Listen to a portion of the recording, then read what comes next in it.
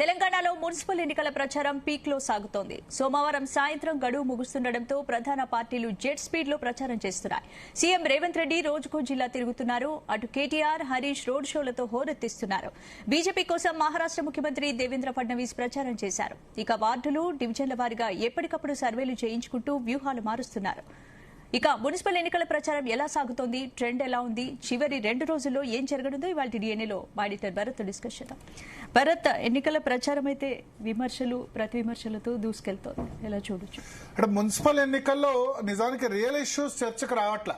Municipal ఎన్నికల్లో ward members ని, municipal chairman ను ఎన్నిక చేసుకునేది రాష్ట్ర ప్రభుత్వానికి కాదు. వాళ్ళ వార్డులో ప్రధానంగా వార్డు మెంబర్ నుంచి లేకపోతే మున్సిపాలిటీ నుంచి ఏం సమస్యలు ఉంటాయి చెప్పండి? ఏం సమస్యలు ఉంటాయి? స్ట్రీట్ లైట్స్, రోడ్స్ సంబంధించి రాష్ట్ర ప్రభుత్వం కదా, రాష్ట్ర ప్రభుత్వ నిధులు. మున్సిపాల్ అంటే గ్రేటర్ హైదరాబాద్ కార్పొరేషన్ లాంటి పెద్ద మున్సిపల్ కార్పొరేషన్ దగ్గర రోడ్లకు వేసేంత నిధులు ఉంటాయి. మిగతా మున్సిపాలిటీలకి డైరెక్ట్ గా కేంద్ర ప్రభుత్వ నిధులు, రాష్ట్ర ప్రభుత్వ నిధులు రావాలి. జనరల్ గా ఇప్పుడు వాళ్ళు వేసే ఓటు వార్డు మెంబర్ కి మాత్రమే. Ward member will elect municipal chairman. నేను ఇంతకుముందే చెప్పాను ఏంటంటే, మున్సిపల్ చైర్మన్ ను డైరెక్ట్ గా ఎన్నుకునే పద్ధతి ఉంటే చాలా బాగుండేది. ఆ సిస్టమ్ లేకపోవడం వల్ల 2005 వరకు అదే సిస్టమ్ ఉండేది. గ్రామ పంచాయతీ సర్పంచ్ ఇప్పుడు మనం డైరెక్ట్ గా ఎన్నుకుంటున్నాం. వార్డు మెంబర్కి ఒకటి ఇస్తారు, సర్పంచ్కి ఒకటి ఇస్తారు, 2 ఓట్లు ఇస్తారు. గ్రామ పంచాయతీ వార్డు మెంబర్స్ అంతా కలిసి ఉప సర్పంచ్ ఎన్నుకుంటారు. సర్పంచ్ ఏమో direct public election. Municipal election కూడా ఇంతకుముందు ఇట్లే ఉండేది 2005-6 వరకు కూడా. కానీ రాజశేఖర రెడ్డి హయాంలో చేంజ్ చేసుకొచ్చి ఆయన కాంగ్రెస్ పార్టీ అన్ని గెలవాలి అని చెప్పి మున్సిపల్ కౌన్సిలర్లంతా కలిసి చైర్మన్ ఎన్నుకుంటారని చెప్పి, సో దట్ ఏంటంటే ఈ పార్టీ వాళ్ళు గెలిచినా, మున్సిపాలిటీలను గెలిచినా సరే అటు ఎవరు గెలిస్తే అటువైపు జంప్ అయ్యేలా చేశారు.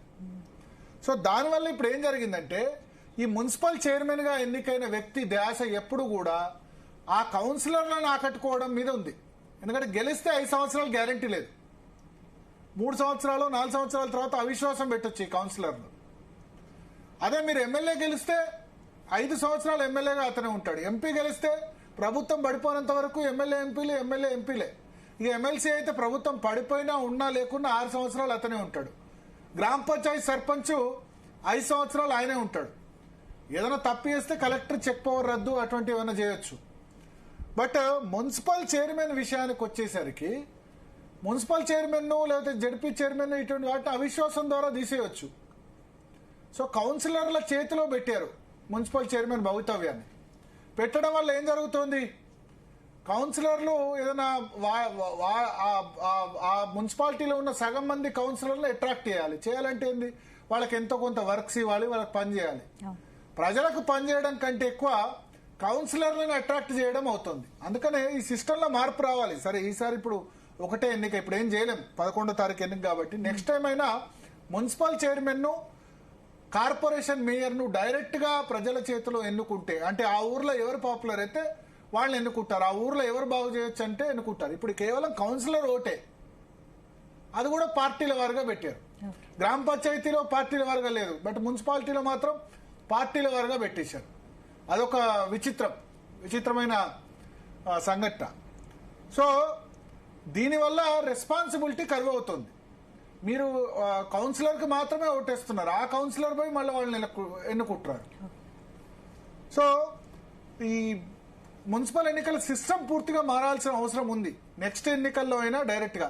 రెండోది, మున్సిపల్ చైర్మన్ క్యాండిడేట్లుగా డమ్మీల్ని పెడుతున్నారు ఎమ్మెల్యేలు. ఎందుకంటే ఆ ఎమ్మెల్యేలు ఏమనుకుంటారంటే, మున్సిపల్ చైర్మన్ క్యాండిడేట్ గట్టివాడిని పెడితే వాడు నాకు ఏకమేకై కూర్చుంటాడు, next municipal chairman candidate MLA candidate, ఎవరు అధికారంలో ఉన్నా బీఆర్ఎస్ నుంచి గెలిచారనుకోండి, నెక్స్ట్ నాకు టికెట్ కు పోటీ అవుతాడేమో మున్సిపల్ చైర్మన్ క్యాండిడేట్. ఎందుకంటే ఆ ఒక నియోజకవర్గంలో మాక్సిమం 1-2 మున్సిపాలిటీలు ఉంటాయి. ఈ మున్సిపల్ చైర్మన్ క్యాండిడేటే రాబోయే ఎన్నికల్లో ఎమ్మెల్యే క్యాండిడేట్ అవుతాడేమో అని చెప్పి డమ్మీల్ని పెడుతున్నారు. ఎవరైనా వాళ్ళ మాట వినకుంటే చాలా మందిని అవిశ్వాసాల ద్వారా తీసేస్తున్నారు. అది కాంగ్రెస్ అయినా, బీజేపీ అయినా, బీఆర్ఎస్ అయినా. సో ఈ విధంగా జరుగుతుంది సిస్టమ్. సో దాని మీద మార్చాల్సిన అవసరం ఉంది. రెండోది, ప్రచారం అంతా కూడా జాతిపిత, పాస్పోర్ట్ల బ్రోకరు అని చెప్పి రేవంత్ రెడ్డి మాట్లాడుతున్నారు. కేటీఆర్ వచ్చేసి మోడీ రేవంత్ రెడ్డి బాయి బాయి అని చెప్తున్నారు. సీఎం అయితే నేరుగా ప్రచారం చేస్తే బీఆర్ఎస్ బీజేపీలోనే టార్గెట్ చేస్తూ ముందుకెళ్తారు. ఆబ్వియస్లీ వాళ్ళని ప్రచారం చేయకపోతే ఇంకెవరిని ప్రచారం చేస్తారు, కానీ ఎక్కువ బీఆర్ఎస్ ను టార్గెట్ చేస్తున్నారు. బీజేపీని కొంత కరీంనగర్ నిజామాబాద్ లో బండి సంజయ్ అరవింద్ గురించి మాట్లాడారు. ఎందుకంటే కరీంనగర్ నిజామాబాద్ లో బీజేపీ కొంత ముందంజలో ఉన్నట్టు కనబడుతుంది. అక్కడ చాలా గట్టిగా టఫ్ ఫైట్ నడుస్తున్న పరిస్థితి. సో అందుకని ఆ విధంగా జరుగుతోంది. అయితే ఇప్పుడు ఇవాళ మళ్ళీ జాతిపిత టాపిక్ తీశారు, కానీ బూతులు తిట్టకుండా మాట్లాడారు. ఏంటంటే కేసీఆర్ దొంగ పాస్పోర్ట్ల చరిత్ర నేను జరిగేస్తే జరిగేదా, దొంగ పాస్పోర్ట్లు ఉన్నాయనా జాతిపితనా, ట్యాపింగ్ లాంటి చిల్లర పనులకు నోటీసులు ఇవ్వకుండా ఏం చేస్తారు అని చెప్పి ఆయన ఏమన్నారంటే, ఈ చిల్లర ఆలు మగలు మాటలు విన్న వ్యక్తిని గుంజుకొని రావాలి కానీ నేను నోటీసులు ఇచ్చి విచారణకు పిలిచాను అని చెప్పి 2 days జాతిపిత టాపిక్ మాట్లాడలేదు. వెలమ కమ్యూనిటీ కానీ లేకపోతే ఎవరికిరా నువ్వు జాతిపిత అన్న మాటలు రివర్స్ కావడంతో 2 days మౌనంగా ఉన్నారు. ఇవాళ జాతిపిత టాపిక్ తీశారు, బట్ తర్వాత వెలమ కమ్యూనిటీ ఎమ్మెల్యేసు వెల్మ వాళ్ళకి జాతిపిత ఈ మాటల్ని ఇవాళ తివ్వలేదు. అట్లాగే బీఆర్ఎస్ నిన్నటి నుంచి కేటీఆర్ హరీష్ కూడా ప్రచారం చేస్తున్నారు. హరీష్ రావు నిన్న మంచిర్యాల తర్వాత లక్షడిపేట ఇటువంటి ప్రాంతాల్లో ప్రచారం చేశారు. కేటీఆర్ ఇవాళ బాన్సువాడ ఇటువంటి చోట్ల సిరిసిల్ల, బాన్సువాడ, వేములవాడ ఇటువంటి చోట ప్రచారం చేస్తున్నారు. రాష్ట్ర వ్యాప్తంగా ప్రచారం అయితే చేయలేదు, అంత సమయం కూడా లేదు. బీఆర్ఎస్ బహుశా కేసీఆర్ నుంచి కూడా ఇన్స్ట్రక్షన్స్ వచ్చి ఉంటాయి. ఏంటంటే దీన్ని ఓవరాల్ గా ఇప్పుడు రేవంత్ రెడ్డి ఏమో డైరెక్ట్ గా ప్రచారం చేస్తున్నారు. మున్సిపల్ ఎన్నికల్లో కరీంనగర్ చేశారు, నిజామాబాద్ చేశారు, మిర్యాలగూడ చేశారు, సో ఇప్పుడు వికారాబాద్ చేశారు. ఇవన్నీ చోట్ల ప్రచారం చేసిన పరిస్థితి. ఇక బీజేపీ అయితే స్టార్ క్యాంపెయినర్ ఏకంగా దేశ జాతీయ అధ్యక్షుడు నితిన్ నబీన్ రంగంలోకి దించింది. మహారాష్ట్ర ముఖ్యమంత్రి దేవేంద్ర ఫడ్నవీస్ కూడా రంగంలోకి దించింది. అయితే బీజేపీ గట్టి పోటీని ఇస్తోంది. ఏం గ్రామ పంచాయతీ ఎన్నికల్లాగా తీసిపోయేటట్టు ఏం లేదు. కరీంనగర్, నిజామాబాద్ మున్సిపల్ కార్పొరేషన్స్ ఏవైతే ఉన్నాయో 7 మున్సిపల్ కార్పొరేషన్స్ లో కరీంనగర్, నిజామాబాద్ లో గెలుపు దిశగా బీజేపీ వెళ్తోంది. బీజేపీ కైవసం చేసుకునే దిశగా వెళ్తుంది. కరీంనగర్ లో బండి సంజయ్ పరుగులు ఎత్తిస్తున్నారు, మొత్తం హల్చల్ చేస్తున్నారు. కరీంనగర్ లో కాంగ్రెస్ అసలు పోటీలోనే లేదు. పోటీ ఉంది ప్రధానంగా బీఆర్ఎస్ బీజేపీ మధ్యనే పోటీ నడుస్తోంది. అక్కడ అధికార పార్టీ పోటీలో లేని సిచ్యువేషన్. మైనారిటీ వార్డులు ఎక్కువ ఉన్నాయి కాబట్టి ఆ మైనారిటీ వార్డుల్లోనే బీఆర్ఎస్ కాంగ్రెస్ పంచుకుంటాయి. నిన్న సంజయ్ ఏమన్నారంటే, నేను ముస్లింలకు వ్యతిరేకం కాదు, ఎంఐఎంకు మాత్రమే వ్యతిరేకం అని చెప్పి ట్రిపుల్ తలాక్ వల్ల చాలా లాభం అయింది, ముస్లిం మహిళలు మాకు ఓటేయాలని చెప్పారు. ముస్లిం గల్లీలో కూడా బండి సంజయ్ పర్యటిస్తున్న పరిస్థితి. సో కాంగ్రెస్ కు కరీంనగర్ లో పెద్ద దిక్కు లేని పరిస్థితి మనకు కనిపిస్తుంది. పొన్నం ప్రభాకర్ హుస్నాబాద్ ఎక్కువ కాన్సన్ట్రేట్ చేస్తున్నారు, ఎందుకంటే ఆయన నియోజకవర్గం అక్కడ, బట్ నేటివ్ ప్లేస్ కరీంనగర్. సరే కరీంనగర్ అక్కడ ఉన్న మన పోటీ చేసిన ఎంపీ క్యాండిడేట్ చేస్తున్నారు కానీ అంత రావట్లేదు.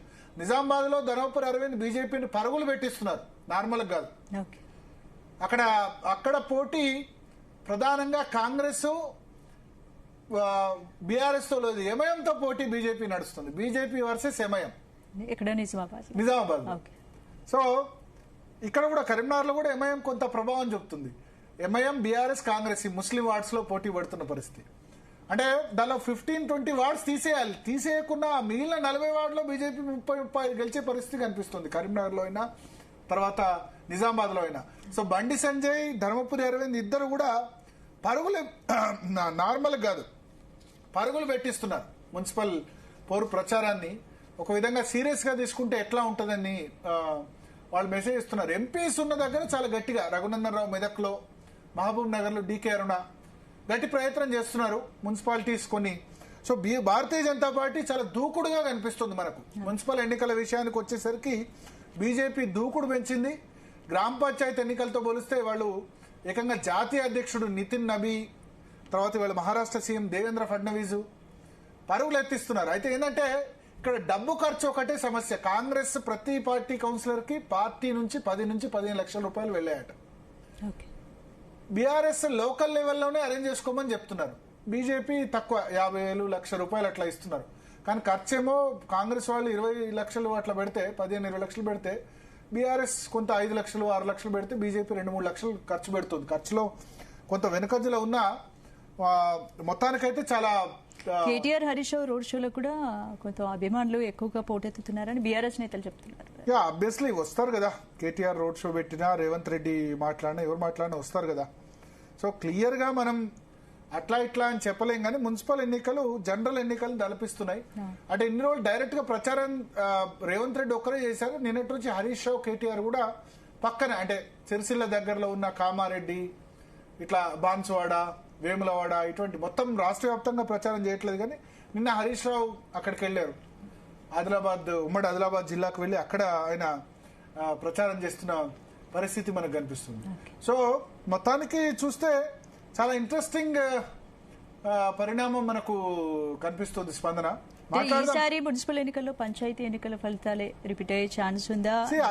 బీజేపీ ఈసారి అధికార పార్టీకి అడ్వాంటేజ్ ఉంటది మున్సిపల్ ఎన్నికల్లో. ఏంటంటే గెలిచే క్యాండిడేట్లందరినీ వాళ్ళు ఈ ఎలక్షన్ ముందు తీసేసుకున్నారు. బీఆర్ఎస్ నుంచి, బీజేపీ నుంచి డబ్బులు ఎక్కిస్తారు. ప్రతి వాళ్ళకి ఫండింగ్ విషయంలో ఇబ్బంది ఉండదు. అధికార పార్టీ లాస్ట్ టైం మీరు 90% మున్సిపాలిటీస్ గెలుచుకుంది బీఆర్ఎస్. ఒక మణికొండ మున్సిపాలిటీ తప్ప అన్ని కొట్టేసింది బీఆర్ఎస్, 95-96%. కానీ మనం ఇక్కడ ఎన్ని మున్సిపాలిటీలు గెలుచుకున్న దానికంటే ఎన్ని కౌన్సిలర్ స్థానాలు ఏ పార్టీకి వచ్చాయి, ఎందుకంటే పార్టీ గుర్తు మీద జరుగుతుంది కాబట్టి. అధికార పార్టీకి 70% పైన రావాలి, వస్తే వ్యతిరేకత లేకుండా ఉన్నట్టు. కౌన్సిలర్ స్థానాలు, మున్సిపాలిటీస్ అన్నట్లేదు. మున్సిపాలిటీస్ ఎట్లాగో లాస్ట్ లో ఏ పార్టీ గెలిచినా వాళ్ళు తీసేసుకొని చేస్తారు. సో ఇక్కడ 70% ప్లస్ రావాలి, వస్తే ప్రభుత్వం మీద వ్యతిరేకత లేనట్టు కౌన్సిలర్ స్థానాలు. ఆ విధంగా వస్తుందా లేదా అన్నది మనం చూడాలి. మాట్లాడదాం. మనతో పాటు ఉపేంద్ర గారు బీఆర్ఎస్ నుంచి జాయిన్ అయ్యారు, అదేవిధంగా శరత్ గారు జాయిన్ అవుతారు, అట్లాగే కాంగ్రెస్ పార్టీ నుంచి కట్కం మృత్యుంజయ్ గారు కూడా జాయిన్ అవుతారు, బీజేపీ నుంచి గుజ్జుల ప్రేమేందర్ రెడ్డి గారు జాయిన్ అవుతారు. ముందుగా ఉపేంద్ర గారు, మళ్ళీ వాళ్ళ జాతిపిత టాపిక్ తీశారు. Good evening. Good evening. Good evening. Good evening. మళ్ళీ వాళ్ళ జాతిపిత టాపిక్ తీశారు రేవంత్ రెడ్డి. సార్, ఇప్పుడు జరుగుతున్నదేమో మున్సిపల్ ఎలక్షన్, మాట్లాడుతున్నదేమో ఒక సబ్జెక్టు. మీరు రెండు పార్టీలు సరే, ఈ రోజు ఒకటి మీరు సంతోషకరమైన వార్త ఏం చెప్పారంటే బూతులు బంద్ చేసిండు అనేది ఒక సంతోషకరమైన వార్త. ఒకసారి రేవంత్ రెడ్డి బయట ఉంది, ఒకసారి ప్లే చేసిన తర్వాత మీరు చెప్పండి. ఎస్, రేవంత్ రెడ్డి ఏమన్నారు ఒకసారి లైవ్ లో పీసీఆర్ రేవంత్ రెడ్డి ఏమన్నారు ఒకసారి వినండి. ఎస్, జాతి పితకు చంద్రశేఖరరావు గారి టెలిఫోన్ ట్యాపింగ్ లో నోటీస్ ఇచ్చిరని నేను ఒక్క మాట అడగదలుచుకున్నా. ఎవరిని వదిలినరా మీరు? ప్రతిపక్ష నాయకులను వదలకపోతే, జడ్జిలను వదలకపోతే, జర్నలిస్టులను వదలకపోతే, సినిమా తారలను వదలకపోతే, ఆఖరికి పెళ్ళా మొగుడు మాట్లాడుకుంటుంటే కూడా వాళ్ళ చెవులలో వాళ్ళు మాట్లాడుకునేది నీకెందుకు వినేది? ఏమన్నా పొయ్యకాల ఏం రోగం అయ్యాది? పెళ్ళా మొగుని కూడా మాట్లాడుకోనియరా? ఇంత చిల్లర పని చేసినప్పుడు నోటీస్ ఇవ్వకపోతే ఏం చేస్తారయ్యా? అసలు బేడీలేసి ఈడ్స్కి రావాలి. ఇంకా మన పోలీసు వాళ్ళు మంచోళ్ళు కాబట్టి నోటీస్ ఇచ్చి రమ్మంటే లేదు లేదు నేను ఫామ్ హౌస్ లో ఉన్నా, దావతులు చేసుకుంటున్నా, మీరు ఆడికే రమ్మని అడిగాను. ఎవడన్నా తప్పు చేసినోడు రమ్మంటాడే. అయినా కూడా వయసును దృష్టిలో పెట్టుకుని బంజారాహిల్స్ లో నీకు ఇల్లు ఉంది కదా, గాడికి రా నమోదు చేసుకుంటావు అంటే గట్లెట్లో పిలుస్తారని అడుగుతారు. ఇవాళ తప్పు చేసినోని అంగి పట్టి ఈడ్చుకొచ్చే చట్టం ఉంది మన దగ్గర. ఇవాళ ఆయన చరిత్రనంట నేను మొత్తం రూపుమాపే ప్రయత్నం చేస్తుండంట. హరీష్ రావు గారు, మీ మామ దొంగ పాస్పోర్ట్ల చరిత్ర నేను తూడిపినా పోతదా? ఉపేంద్ర గారు విన్నారు కదా? ఉపేంద్ర గారు,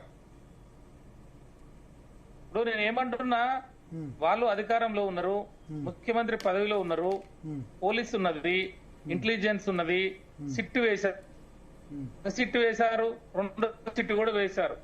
మేము ఏమంటున్నాం, ఏదైనా తప్పు చేస్తే మా నుంచి ఏమన్నా జరిగితే దాన్ని మీరు చేయండి అని చెప్పేసి అని అడుగుతున్నాం.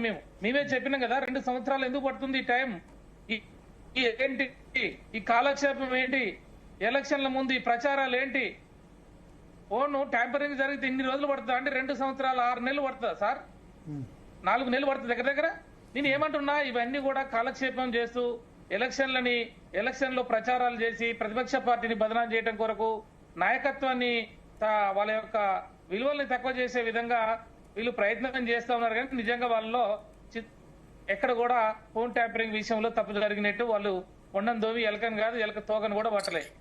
దానికి ముందు కాళేశ్వరం కమిషన్ అని కూడా ప్రచారం చేశారు. దాన్ని కూడా దపదపాలుగా ఎక్స్టెన్షన్ చేశారు. సాక్ష్యాలు అన్నారు. హరీష్ గారిని పిలిచారు, ఇతర పార్టీ నాయకులు పిలిచారు, కేసీఆర్ గారిని పిలిచారు. తీరా అది హైకోర్టు పోతే ఆ కమిషన్ చేసిన విధానం కూడా కరెక్ట్ కాదని దాని మీద స్టే చేయడం జరిగింది. తర్వాత ఏసీబీ కేసు అన్నారు. దాంట్లో ఫార్ములా ఈలో మరి లంచాలు జరిగినాయి అన్నారు. లంచాలు ఏమి ఇచ్చినోడు లేడు, తీసుకున్నోడు లేడు. కేటీఆర్ డైరెక్ట్ నేనే ఇవ్వమని చెప్పినా ఇక్కడ బ్యాంకుల నుంచి అక్కడ ఫార్ములా ఈ సీఈఓ అకౌంట్ లో డబ్బులు పడ్డాయని చెప్పినాడు. దాంట్లో దొంగతనం లేదు, ఏసీబీ కేసు నాట్ అప్లికబుల్. మళ్ళీ అది పోయిన తర్వాత ఫోన్ ట్యాంపరింగ్, విద్యుత్ కొనుగోలు కమిషన్. అంటే నేను ఏమంటున్నా సార్, ఈ రకంగా ఎందుకు ఈ రకంగా ప్రజలలో ఈ కేసును అడ్డం పెట్టుకుని భావోద్వేగాలు రెచ్చగొట్టి ఎలక్షన్ లో ప్రచారాలకు ఒక అస్త్రంగా దీన్ని ఉపయోగించుకోవడం తప్ప మరొకటి కాదు. ఇందులో ఎలాంటి కూడా జరగలేదు అనేది మేము మొదటి నుంచి చెప్తున్నాం. రేపు ఈ కేసు విషయంలో కూడా తప్పకుండా ఆ కేసు ఆ పెట్టినటువంటి సెక్షన్లు కూడా దాంట్లో పెట్టింది పీడీపీపీఐ యాక్ట్ పెట్టాడు, టెలిగ్రాఫ్ యాక్ట్ 166, 167 పెట్టాడు, తర్వాత క్రిమినల్ బ్రీచ్ ఆఫ్ ట్రస్ట్ పెట్టాడు. ఇవి చిన్న చిన్న సెక్షన్లు. ఇది trial by first class magistrate 3 సంవత్సరాల లోపు శిక్ష పడేటువంటి కేసులలో సిట్ పెట్టాడు. దానికి సిట్ అవసరం లేదు. దీంట్లో ఇన్వెస్టిగేషన్ చేయడానికి పోలీస్ సరిపోతుంది. సిట్ అనేది మాత్రం ప్రత్యేక పరిస్థితులలో దేశ అంతర్గత విషయాలలో లేకపోతే నక్సలైట్ లో లేకపోతే తీవ్రవాదులో దేశ అంతర్గత విషయాలలో దెబ్బతిన్నప్పుడు ఏదైనా జరిగినప్పుడు పోలీసు దాంట్లో ఇన్వెస్టిగేషన్ లో ముందుకు పోలేనప్పుడు ఇట్లాంటి సిట్లు ఇలాంటి కార్యక్రమాలు జరుగుతాయి. కానీ ఈ చిన్న కేసులో ఒక సిట్ వేసి చిన్న చిన్న సెక్షన్లలో సిట్ పెట్టి ఆ సిట్ తోటి ఒక ఆఫీస్ పెట్టి దానికి ఒక ఆఫీసర్లను పెట్టి ఈ రకంగా గ్రామ పంచాయతీ ఎలక్షన్లు ఇప్పుడు కొంతమందిని పిలవటం, మున్సిపాలిటీ ఎలక్షన్లు ఇప్పుడు కొంతమందిని పిలవటం, లేదంటే కాంగ్రెస్ పార్టీలో జరుగుతున్న కుంభకోణాలను బయటికి తెస్తే హరీష్ రావు గారికి నోటీసులు. మొన్న కోల్ మైన్ లో కుంభకోణం జరిగింది, 1600 కోట్ల రూపాయల సంవత్సరానికి నష్టం జరుగుతుంది, తెలంగాణ సొమ్ము దోపిడీ జరగబోతుంది అని చెప్పేసి జరిగింది అని చెప్పేసి హరీష్ రావు గారు పెట్టగానే నోటీసులు. అంటే దపదపాలుగా నోటీసులు తీసుకురావడం ఒకటి, లేదు అంటే జాతిపిత అనేది రెండో అంశం, లేదు అంటే నీ జాతి వాళ్ళు. ఇలా కాంగ్రెస్ పార్టీ ప్రజాపాలన పేరుతోటి అధికారంలోకి వచ్చింది సార్. 75 సుమారు 70 నుంచి 75 రాష్ట్ర చైర్మన్ పోస్టులు వాళ్ళ కులానికే ఇచ్చిండు కదా. అది ప్రజాపాలన అంటారా, దాన్ని రెడ్ల పాలన అంటారా? నీ జాతికే నువ్వు జాతిపితం అని మాట్లాడుతున్నాడు కదా నిన్న ముఖ్యమంత్రి గారు. మేము అడుగుతున్నాం సార్, ఇవాళ వాళ్ళు 75% పోస్టులు ఇవాళ అన్ని పోస్టులలో వాళ్ళ సామాజిక వర్గానికే ఇచ్చినారు. దీనికి కోదండరామ్ సార్ గారు కూడా అందులో మద్దతు తెలియజేస్తా ఉన్నారు. కోదండరామ్ సార్ ప్రజాపాలన, మానవ హక్కులు, పౌర హక్కులు, ప్రజాస్వామ్యము, గతంలో మన బీఆర్ఎస్ పాలనలో అన్ని దాన్ని కూడా ధర్నాలు చేసే ధర్నా చౌకను కూడా వ్యక్తి చేసిర్రు, మానవ హక్కులు ఉల్లంఘన అయినాయి, కాల రాసిరు అని చెప్పేసి వారు కూడా పోయి కాంగ్రెస్ పార్టీకి మద్దతు తెలియజేసారు. తర్వాత ఈ రోజు ఏం జరుగుతున్నా సార్, ఒక్క కులం వాళ్ళు ఇన్ని పోస్టులు ఇస్తే ఇవాళ ఎంత అన్యాయం సార్. ఇది ప్రజాపాలన రెడ్ల పాలన సార్? వినపడుతుందా? వినపడుతుంది, చెప్పండి. నేనేమంటున్నా సార్, మీరు దయచేసి మళ్ళా భరత్ గారు మీకు నేను దపదపాలుగా విజ్ఞప్తి చేస్తా ఉన్నా. ముఖ్యమంత్రి గారు ఈ చర్చ ద్వారా భాష బంద్ చేసిందంటే చాలా సంతోషం. రెండోది ఏంటంటే ఈ బీసీ కులాలకు సంబంధించిన కార్పొరేషన్లు, ఫెడరేషన్లు ఉన్నాయి సార్. 17 సుమారు 20 దాకా ఉంటాయి. దాంట్లో నాయ బ్రాహ్మణ కార్పొరేషన్ ఉంటది. ఆ కార్పొరేషన్ ఫెడరేషన్ చైర్మన్ ఏమనండి, డైరెక్టర్లు ఏమనండి, వాళ్ళకు ఆఫీస్ పెట్టనేమనండి, వాళ్ళకు ఒక వెహికల్ ఇవ్వమనండి. నువ్వు చేసిన అభివృద్ధి ఇంకా వెనకబడిన వర్గాలకి నువ్వు ప్రజాపాలన నీ కులపోలకి ఇస్తున్నావు. కానీ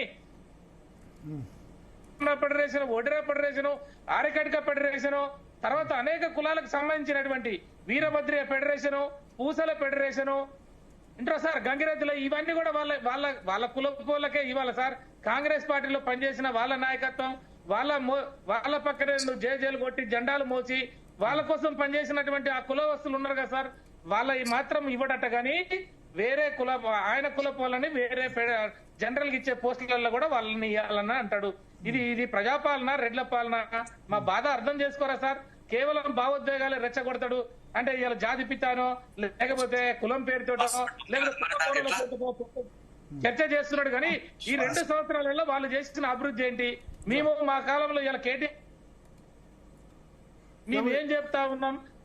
మా 10 సంవత్సరాల పాలనలో మున్సిపాలిటీలలో ప్రతి ఇంటికి మేము మిషన్ భగీరథ నీళ్లు ఇచ్చాము, సీసీ రోడ్లు వేశాము, 24 గంటలు కరెంట్ ఇచ్చాము, వైకుంఠ ధామాలు కట్టాము, ఈ రకంగా మేము డెవలప్మెంట్ యాక్టివిటీస్ తోటి అదే విధంగా ఫంక్షన్ హాల్స్ కట్టాము, అదే విధంగా పేదవారికి అవకాశాలు వచ్చే విధంగా మరి ఈ ఆత్మగౌరవ భవనాలు కట్టాము. ఇట్లా మేము డెవలప్మెంట్ యాక్టివిటీస్ గురించి మాట్లాడుతున్నారు కానీ మా వాళ్ళు ఇవన్నీ చేసిన తర్వాత మీరు ఇప్పుడు ఒక 116లో ఒక 50 గెలుస్తామని చెప్పగలరా? ఏమంటారు? 116 మున్సిపాలిటీల్లో 50 మున్సిపాలిటీస్ మీకు వస్తాయని చెప్పగలరా? ఇన్ని చేశారు కదా. నేను 60% పైగా మాకు వస్తాయని నేను చెప్తా ఉన్నాను. ఎందుకంటే నేను ఇన్ఛార్జ్ గా ఉన్నా ఇప్పుడు. మూడు మున్సిపాలిటీలకి నేను ఇన్ఛార్జ్ గా 10 రోజుల నుంచి 15 రోజుల నుంచి ఇక్కడ పనిచేస్తా ఉన్నాము. ఎక్కడ ప్రజలకు పోయి మాట్లాడితే ఏమైందంటే గతంలో మేము పొరపాటు చేశాం సార్ అసెంబ్లీలో. ఎందుకంటే మున్సిపాలిటీలు అనేవి అర్బన్ ఏరియాలో ప్లస్ రూరల్ నుంచి వచ్చే జనము అర్బన్ వాళ్ళు అక్కడనే ఉంటారు కాబట్టి ఎక్కువ శాతం. కాబట్టి జరిగినటువంటి తప్పు ఏంటి అంటే మేము ఈరోజు అభివృద్ధి మొత్తం కూడా ఆగిపోతా ఉన్నది. గతంలో తెలంగాణ ప్రాంతంలో వచ్చేటువంటి అంటే భూముల విషయంలో రియల్ ఎస్టేట్ విషయంలో ఇవన్నీ కూడా అంత మున్సిపాలిటీలలో ఏమైందంటే మనం మున్సిపాలిటీలు పెంచిన తర్వాత కలెక్టరేట్ ఆఫీసులు కట్టి పోలీస్ స్టేషన్లు కట్టిన తర్వాత పోలీస్ స్టేషన్లు డెవలప్ చేసిన తర్వాత రోడ్లు డెవలప్ చేసిన తర్వాత ఏమైందంటే అక్కడ ఫెసిలిటీస్ ఎప్పుడైతే వచ్చినాయో కొత్తగా వచ్చిన మున్సిపాలిటీలు వచ్చినాయి ఏమైందంటే హైదరాబాద్ లో ఉన్న రియల్ ఎస్టేట్ డబ్బు సగం డబ్బు కూడా నీకు మున్సిపాలిటీలకు పోయింది సార్. వనపర్తి లాంటి నగరంలో ఇవాళ గజం ₹1,00,000 అమ్ముతుంది సార్. బంజారాహిల్స్లో ₹1,00,000 గజం ఉంటే వనపర్తిలో కూడా గజం ₹1,00,000 పోయింది.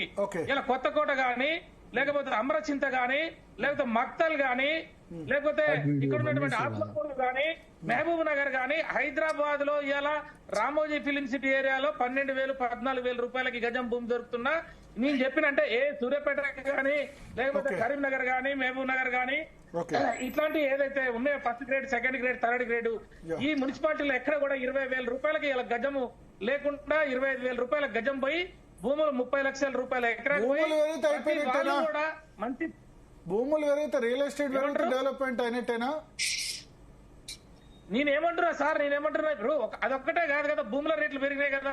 ఇప్పుడు ఏ పేద రైతుకు 2 ఎకరాలు ఉన్నా కూడా 30 లక్షలకు ఎకరం పోతే 60 లక్షల రూపాయలు అయింది కదా సార్. 3-4 ఎకరాలు ఉన్న కోటీశ్వర్లు అయింది కదా సార్. అంటే రోడ్స్ పెరిగినాయి కదా, వాటర్ ఫెసిలిటీస్ పెరిగింది కదా. ఒకసారి శరత్ గారు కట్కం మృత్యుంజయంగా జాయిన్ అయ్యారు. ఉపేంద్ర గారు ఒక్క నిమిషం. శరత్ గారు సార్, సో మళ్ళీ వాళ్ళ జాతిపిత మాట్లాడారు కానీ బూతులు మాట్లాడకుండా పాస్పోర్ట్ల బ్రోకర్ ను జాతిపిత అనాలా? సార్ మీకు నేను నిన్ననే చెప్పినాను, మీరు ఏమో అబ్జెక్షన్ చెప్పినారు. నేను నిన్న చెప్పినప్పుడు ఏమన్నాను, కుక్కతోక వంకెర ఇది గట్లనే ఉంటది. ఆయనే తన ఉపన్యాసం ఎక్కడ కూడా కేసీఆర్ రెఫరెన్స్ లేకుండా కంప్లీట్ చెయ్యలేడు, ఆయనకు చెప్పుకోవడానికి ఏది లేదు కాబట్టి ప్రతిసారి కేసీఆర్ మీద పడతాడు అని మీకు ఆల్రెడీ చెప్పినాను. అయితే మీరన్నారు మొన్న నిజామాబాద్ లో తర్వాత కరీంనగర్ లో అది మాట్లాడలేదు కదా, వేరే చోట మాట్లాడంటే అక్కడ కొంత వెలుమ డామినేషన్ ఉండే ప్రదేశాలు అవి. కరీంనగర్ లో గానీ తర్వాత ఇక్కడ గానీ ఏది నిజామాబాద్ లో కొన్ని పాకెట్స్లలో వెల్మాస్ కొంత రాజకీయంగా మొదటి నుంచి అధికారంలో ఉన్నారు, కొంత వాళ్ళకు అక్కడ ఇన్ఫ్లుయెన్స్ కూడా ఉంది. సో కాబట్టి అక్కడ అక్కడ మాట్లాడకపోయినంత మాత్రమే టీవీలలో చూస్తారు కదా. కరెక్టే సార్. ఇప్పుడు ఒకటి ఎట్లుంటుందంటే పిల్లి ఎప్పుడు కూడా కళ్ళు మూసుకొనే పాలు తాగుతుంది సార్.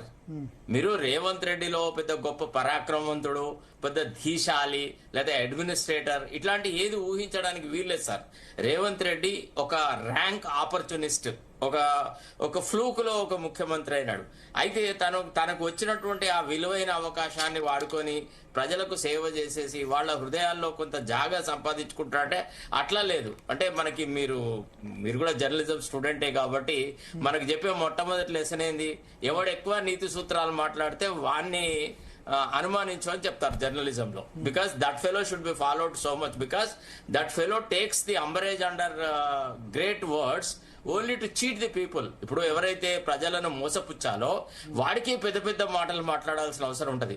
సామాన్యంగా జీవనం గడిపే ఏ వ్యక్తి కూడా రోజు బుద్ధుడి గురించి, గాంధీ గురించి, అహింసావాదం గురించి, తర్వాత ప్రజాసేవ గురించి ఇట్లాంటి విషయాలు ఇట్లా మాట్లాడుతున్నాడు అన్నప్పుడు తాను బాహ్యంగా కనపడే వ్యక్తిత్వానికి తన అంతరంగానికి మధ్య చాలా వ్యత్యాసం ఉన్న వ్యక్తి. తర్వాత హీఈస్ రీలింగ్ అండర్ ఫ్రస్ట్రేషన్. ఒక రకంగా ఏంటంటే రేవంత్ రెడ్డి చాలా చాలా అసంతృప్తితో ఉన్నాడు. ఎందుకంటే ఆయనకు వస్తున్న రిపోర్ట్స్ ఏంది అంటే మున్సిపల్ ఏరియాస్ లో కూడా కాంగ్రెస్ కు వ్యతిరేక పవనాలు ఉన్నాయి. ప్రజలు చాలా అసంతృప్తితో ఉన్నారు. ఒక రకంగా అంటే బీఆర్ఎస్ వాళ్ళు most uselessly they are not prepared to cash on the discontent of the people. ప్రజల దగ్గర ఉన్నటువంటి అసంతృప్తిని వాడుకొని వాళ్ళు బెనిఫిట్ అయ్యే స్థాయిలో వాళ్ళు ఎదగలేదు. వాళ్ళు మళ్ళా గదే నలుగురు ముగ్గురుతోని పెద్ద షో చేస్తా ఉన్నాడు. అయితే కేటీఆర్, హరీష్ రావు, తర్వాత వీళ్ళే ఈ షో చేస్తా ఉన్నారు తప్ప ఇప్పుడు కాంగ్రెస్ పట్ల ఉన్నటువంటి ఈ అసంతృప్తిని వాడుకొని ఒక రకంగా మళ్ళీ ఒక శక్తిగా ఎదగాలన్నప్పుడు వాళ్ళు కొంత రీకాస్ట్ చేయాలి వాళ్ళ మోడల్ని, వాళ్ళ పద్ధతులను, వాటిని వీటిని. తర్వాత ఇంకోటి ఏంటంటే మళ్ళా వాళ్ళే ఎదురయ్యేటప్పటికి ప్రజలు కూడా కన్ఫ్యూజన్ లో ఉన్నారు. ఇదేంది వీడు కాదంటే వాడు పెనం నుంచి పొయ్యి మీదకి, పొయ్యిలోంచి మళ్ళా పెనం మీదకి దుంకడమా అనేటువంటి ఒక సందిగ్ధమైనటువంటి పరిస్థితి ఏర్పడుతుంది. దాన్ని అట్లా కాకుండా కొంత మార్చుకోవాలి. తర్వాత రెండోది, ఇవాళ మనం కాంగ్రెస్ అభ్యర్థులందరూ ఎవరండి? నిన్న మొన్నటి వరకు బీఆర్ఎస్ లో ఉన్న అభ్యర్థులే కాంగ్రెస్ లోకి మైగ్రేట్ అయినారు. మైగ్రేట్ అయ్యి మళ్ళా గా గుత్తేదారులు, గా కాంట్రాక్టర్లు, గా అరకు బిజినెస్ చేసే వాళ్లే వచ్చి ఇవాళ మున్సిపల్ ఏరియాలలో కూడా మన కాంగ్రెస్ టికెట్లు కొనుక్కున్నారు. It is literally not allotment, Congress టికెట్లు కొనుక్కున్నారు. మనకు జీవన్ రెడ్డి గారు అసలు వాస్తవ విషయాన్ని ఈనాడు కాంగ్రెస్ లో ఎంత దారుణాలు జరుగుతున్నాయో కళ్లకు కట్టినట్టుగా చెప్తున్నాడు. ఇప్పుడు జీవన్ రెడ్డి గారి నిజాయితీ విషయంలో గాని, వారి కమిట్మెంట్ పార్టీ గాని ఎవరు శంకించడానికి వీల్లేదు. తర్వాత ఎట్లనండి ఇప్పుడు జెండా ఎందుకు పోయాలండి? పార్టీ కార్యకర్తలు ఎందుకు మరి పార్టీలు పెట్టుకోవద్దు మరి?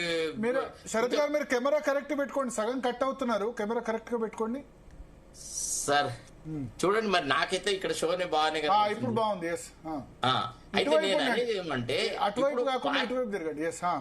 పార్టీలలో కొంత నిబద్ధత ఉండాలి సార్. ఇప్పుడు రాజకీయాలలో ఇప్పుడు మనం ఫర్ ఎగ్జాంపుల్ మనకు రాజకీయాలకు అతీతంగా మాట్లాడితే ఇప్పుడు నితిన్ నబీన్ నాడు మీకు నిన్న మొన్నటి వరకు ఆయన ఎవరో తెలుసా? ఏదో మామూలుగా వాళ్ళ పార్టీలో కొంతమందికి మాత్రమే తెలుసు. ఆయనను ఒకటేసారి భారత జనతా పార్టీ జాతీయ అధ్యక్షుడిగా చేసినారు. అంటే కార్యకర్తలకి గౌరవము, గుర్తింపు, మర్యాద అనేది ఉంటది అనే విషయాన్ని నిరూపించినారు. అట్లనే మనకు నితిన్ గడ్కరీ గాని తర్వాత మిగతా వాళ్ళు గాని వీళ్ళంతా పార్టీకి ఒక స్థానంలోకి వచ్చినాకనే వీళ్ళు ఫలానా వాళ్ళు అని తెలిసింది. అంతేందుకని మధ్యప్రదేశ్ లో చీఫ్ మినిస్టర్ ను మార్చినాడు, శివరాజ్ సింగ్ చౌహాన్ లాంటి వ్యక్తిని మార్చేసేసి వేరే ఒక వ్యక్తిని తీసుకొచ్చినారు. అయినా సరే వాళ్ళ పాలన బ్రహ్మాండంగా జరుగుతుంది. రాజస్థాన్ లో ముఖ్యమంత్రిని మార్చినారు, అక్కడ జరుగుతుంది. అంటే వాళ్ళు మారుతున్న కాలంతో పాటుగా వాళ్ళు మారుతున్నారు.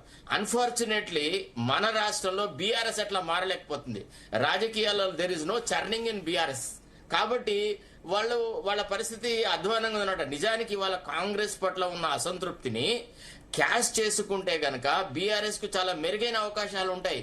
అట్లా చేయలేదు. వీళ్ళన్న కనీసం కార్యకర్తలకు ఎవరికైనా టికెట్లు ఇస్తారా అంటే బీఆర్ఎస్ లో కూడా డైరెక్ట్ ఇప్పుడు మా నియోజకవర్గంలో, చెన్నూరు నియోజకవర్గంలో నాకు ఈరోజు ఒక బీఆర్ఎస్ టికెట్ ఆశించిన ఒక వ్యక్తి ఫోన్ చేసి డైరెక్ట్ గా నన్ను బాల్కసుమన్ అన్నాడంట, ఏమని నీకు ఆర్థికంగా పరిస్థితి బాగాలేదు, నువ్వు డబ్బులు ఖర్చు పెట్టుకోలేవు, నువ్వు ఎంత చదువుకుంటే మాత్రం ఏం లాభం, నీ చదువును చూసి ఎవడో ఓటు వేస్తాడు, మాకు ఇవాళ ఓట్లకు కావాల్సింది మనం ప్రతిపక్షంలో ఉన్నాం కాబట్టి కాంగ్రెస్ వాళ్ళు 500 ఖర్చు పెడితే కనీసం మనకు 300 ఖర్చు పెట్టేటోడని ఒకటి కావాలా, లేకపోతే నేనేం చేయాలి, ఎంతమంది కానీ మేము పెడతాం, నువ్వు సరిపడవు అని చెప్పేసి మంచి అభ్యర్థులందరినీ పక్కకు పెట్టేసేసి ఓట్లు కొనుక్కునే వాడికే టికెట్లు ఇచ్చినారట. సో ఇది పరిస్థితి అనమాట. మీరు ఆశ్చర్యపోతే పోతారేమో కానీ నేను మాత్రం having seen politicians right from doctor Chenna Reddy onwards, I'm never surprised by the attitude of a political opportunist. నా దృష్టిలో రేవంత్ రెడ్డి ఒక రాజకీయ పచ్చి అవకాశవాది. అతనికి తనకు అన్నది ఏది లేదు, తన పర్ఫార్మెన్స్ గురించి చెప్పుకునేది ఏది లేదు. కాబట్టి ప్రతిపక్షాలను దునుమాడమే ఒక రాజకీయ పంథాగా ఆయన వ్యవహారం చేశారు. సరే సార్, ఒక మాట మీరు అడ్వకేట్ కాబట్టి నేను గుర్తు చేయాల్సి వస్తుంది. ఇవాళ ఏంటి తగలబడిపోయి అక్కడ ఓటుకు సంబంధించిన అన్ని కూడా ఎవిడెన్స్ అన్ని కూడా కాలిపోయినాయి అని చెప్పి నేను బయట ఉన్నాను, ఇన్ఛార్జిగా బయట తిరుగుతున్నా. మహబూబ్నగర్ జిల్లా ఇది మక్తలు, ఆత్మకూరు ఏరియాలో ఉన్న సోషల్ మీడియా ద్వారా చూసింది ఏంటంటే అదేదో తగలబడి ఆ విట్నెస్ లేదో ఆ ఎవిడెన్స్ డాక్యుమెంట్ కంప్యూటర్లు అవన్నీ పోయినట్టు సార్, నిజమేనా? ఇదంతా ఎవిడెన్స్ సైన్స్ ల్యాబొరేటరీలో అగ్ని ప్రమాదం జరిగిందన్నారు. సరే అది వేరే టాపిక్ లేండి. ఇప్పుడు సరే జరుగుతాయి సార్, ఇట్లాంటివన్నీ చాలా జరిగినాయి గతంలో కూడా, ఇప్పుడు కూడా జరుగుతాయి. అసలు అంటే టిఆర్ఎస్ ప్రభుత్వం పోయి కాంగ్రెస్ ప్రభుత్వం వచ్చే రోజున కూడా సెక్రటరియట్ లో ఒక ఫైర్ యాక్సిడెంట్ అయింది. ఇవన్నీ రొటీన్ గా ఇవి జరిగేటువంటి విషయాలు. ఇప్పుడు ముఖ్యమంత్రికి అనుకూలమైన వాతావరణం సృష్టించుకోవాలన్నప్పుడు ఓటుకు నోటు కేసును డైల్యూట్ చేసుకుంటాడు. కాకపోతే కోర్టులు ఉన్నాయి కదా, కోర్టు రికార్డు ఒకటి ఉంటుంది కదా, వీళ్ళ దగ్గర ఎంత రికార్డు పోయినా కోర్టు రికార్డ్ అయితే ఉంది కదా, అందులో ఆల్రెడీ ఛార్జ్ షీట్ ఫైల్ అయ్యి అంతా అదొక స్టేజ్ లో ఉంది. కాబట్టి దాని గురించి మనం వరి కావాల్సిన అవసరం లేదు. దానికి మనం రాజకీయమైన కారణాలు కూడా ఆపాదించలేదు. ఎందుకంటే దాని మీద కేసు బుక్ అవుతుంది, ఇన్వెస్టిగేషన్ జరుగుతుంది, ఏ రికార్డులు ధ్వంసమైనవి, ఏ రికార్డులు కాలేదనే తేలే వరకు దాని గురించి we should not jump to a conclusion. Okay, yes sir. Katkam Mrutyunjayam గారు, నమస్కారం Bharat, how are you? Fine. మీరు ఎట్లా ఉన్నారు? కంగ్రాచులేషన్స్, మానిటరింగ్ కమిటీ చైర్మన్ అయ్యారు కాంగ్రెస్ పార్టీ. అవును. 3 రోజులు మీకు సమయం, మానిటర్ చేసేది 3 రోజులు మాత్రమే సమయం ఉంది. ఏంది మరి మీ ముఖ్యమంత్రి ఆ విధంగా మాట్లాడుతున్నారు? ముఖ్యమంత్రి రేవంత్ రెడ్డి గారు, మన ముఖ్యమంత్రి ఎందుకు పాపం, ఎందుకు ఏం పాపం అని తప్పకుండా చెప్తాం, ఏమున్నదండి. నిన్న కత్తి వెంకట స్వామి ఇట్లనే ముఖ్యమంత్రి మాట్లాడే భాష సరిగా లేదు, దీని వల్ల పార్టీకి కూడా నష్టం జరుగుతుందని మాట్లాడినాడు. ఇవాళ చాలా మంది ఆయన మీదకి ఆల్రెడీ కూడా చెప్పారట, హైకమాండ్ కూడా కంప్లైంట్ ఇవ్వబోతున్నాం, ఇచ్చిరమ్మని కూడా చెప్పాడు. సరే ఇప్పుడు నేను చెప్పేది కూడా వినండి. ఇప్పుడు చెన్నారెడ్డి దగ్గర నుంచి ఇప్పటిదాకా కూడా నేను 71 పివి నరసింహారావు ముఖ్యమంత్రి ఉన్నప్పుడు కూడా ముఖ్యమంత్రిని కలిసి ఇప్పటిదాకా కూడా ముఖ్యమంత్రుల స్టైల్ ను చూసుకుంటూ వస్తున్నా. యూత్ కాంగ్రెస్ నుంచి ఇప్పటిదాకా పనిచేసుకుంటూ వచ్చిన, గ్రామ పంచాయతీ వార్డు మెంబర్ నుంచి నేను ఎమ్మెల్యేగా, district cooperative central bank chairman గా, తర్వాత నేను జడ్పీటీసీగా అనేక రకాల ఎలక్షన్లలో నేను కూడా పనిచేసిన. కాకపోతే ఏంటంటే ఒక్కొక్క వ్యక్తికి ఒక్కొక్క రకమైనటువంటి అలవాటు ఉంటుంది, దాన్ని ఎవరు మార్చలేరు. ఇప్పుడు శరత్ గారు ఉన్నారు, ఆయన కాంగ్రెస్ పార్టీలో అంతకుముందు, కాంగ్రెస్ పార్టీ కాకుండా అంతకుముందు గవర్నమెంట్ ఉన్నప్పుడు కానీ, కాంగ్రెస్ పార్టీ గవర్నమెంట్ ఉన్నప్పుడు కానీ అతను గవర్నమెంట్ లీడర్ గా కూడా పనిచేసిండు. గవర్నమెంట్ లీడర్ గా పనిచేసినప్పుడు ఆయనకు ఉన్నటువంటి అభిప్రాయాలు వేరు. ఇవాళ గవర్నమెంట్ లీడర్ పోయిన తర్వాత ఆయన వేరే విధంగా మాట్లాడేటువంటి, ఆయన ఇప్పుడున్నటువంటి అభిప్రాయం వేరు. దానికి ఎవరేం చేస్తారు? ఇప్పుడు ఆయన ఎవరి మీద కోపం ఉంటే, లేకపోతే ఇప్పుడు టీఆర్ఎస్ వాళ్ళకు న్యాయంగా ఇప్పుడు మేము ఏం చేయమని అంటా ఉన్నారు మీరంతా. ఇప్పుడు అవును, మన రాజశేఖర రెడ్డి గారిని కూడా మనం ముఖ్యమంత్రి చూసినాం, తర్వాత ఇంకెవరిని చూసినాం. కేసీఆర్ కూడా ఎన్ని మాటలు మాట్లాడిండు, ఎన్ని తిట్లు తిట్టిండు, ఎవరెవరు ఏమేమి మాట్లాడిండు, ఇవన్నీ విన్నదే కదా మనం. కొత్తగా ఏమి ఇప్పుడు ఇవాళ ఏదో ఆయన ఏం మాట్లాడుతుండు, ఇది మాట్లాడుతుండు, అది మాట్లాడుతుండ అంటే ఇప్పుడు ఆయన స్టైల్ అది, ఆయన మాట్లాడుతుండది. ఒకవేళ పద్ధతి తప్పైనట్టయితే ప్రజలు నిర్ణయిస్తారు, ప్రజలు గుర్తిస్తారు. ఇప్పుడు ఏం మాట్లాడి ఓన్లీ రేవంత్ రెడ్డి గారు మాట్లాడినటువంటి మాటల మీదనే ఎన్నికల ఎజెండా అంత నడుస్తుందా? ఇక 2 సంవత్సరాల నుంచి మేము చేసినటువంటి పనులు కానీ, రేపు చేయబోయేటువంటి పనులు కానీ, లేకపోతే ఈ పార్టీకి ఉన్నటువంటి చరిత్ర కానీ, ఇంట్లో పనిచేసేటటువంటి కార్యకర్తలు కానీ, వీళ్ళందరికీ నేను చెప్తాను నేను అయినాక మీరు చెప్పిందంతా విన్నా కదా.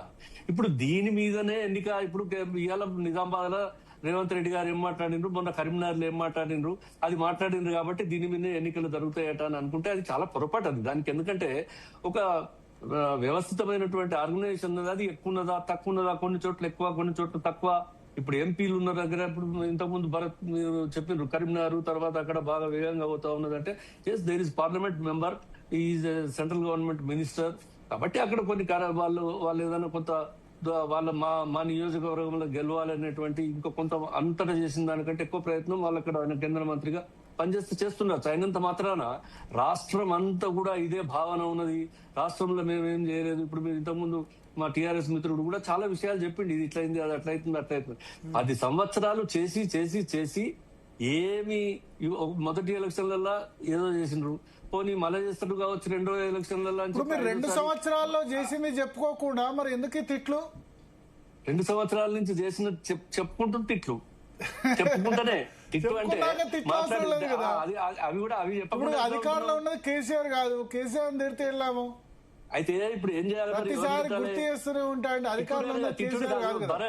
తిట్టుడు కాదు, నేను తిట్టుడు అని మీరు అంటున్నారు. అది తిట్టుడు కాదు, ఆయన భాష ఇప్పుడు కాదు కదా, 2 ఏళ్ల నుంచి మాట్లాడుతుండు, అంతకుముందు మాట్లాడండి, ఇప్పుడు కూడా మాట్లాడుతుండు, రేపు కూడా మాట్లాడుతుండు. దిగిపోయినాక కూడా ఆయన వర్కింగ్ ప్రెసిడెంట్ ఉన్నాడు, పాదయాత్ర చేసినాడు, ఆయన స్పీచ్లలో చూడండి, అదే ఆయన స్టైలు, ఆయన పద్ధతి. అలా ఏదైనా అన్పార్లమెంటరీ లేకపోతే ఇంకేదైనా ఉంటే దాని గురించి అవును నువ్వు ఇది తప్పు మాట్లాడినావు అంటే మనం నువ్వు అన్పార్లమెంటరీ మాట్లాడినావు అంటే అడగచ్చు. కాకపోతే ఇప్పుడు ఈ జాతి పిత గీతి పిత ఇవన్నీ ముచ్చట్లు మనం పార్లమెంటరీ మాట్లాడలేదంటారా మొన్న? ఏమో ఇప్పుడు జాతిపిత గురించి మాట్లాడే టైం వస్తే మహాత్మా గాంధీ కూడా జాతిపిత కాదన్నటువంటి పరిస్థితి, ఆయనను జాతిపిత ఎందుకంటున్నారని చెప్పి ఇలా భారతీయ జనతా పార్టీ అసలు అదంతా ఎరాడికేట్ చేయాలనేటువంటి పరిస్థితులకు తీసుకొచ్చే పరిస్థితి వచ్చింది. కాబట్టి జాతి పిత అని ఎవరినైనా అడుగుతారు. ఇవాళ మేము సమకాలికులం, మేము కూడా జాతి పిత అని అంటే విని ఊరుకుంటుడు అది సమంజసమా?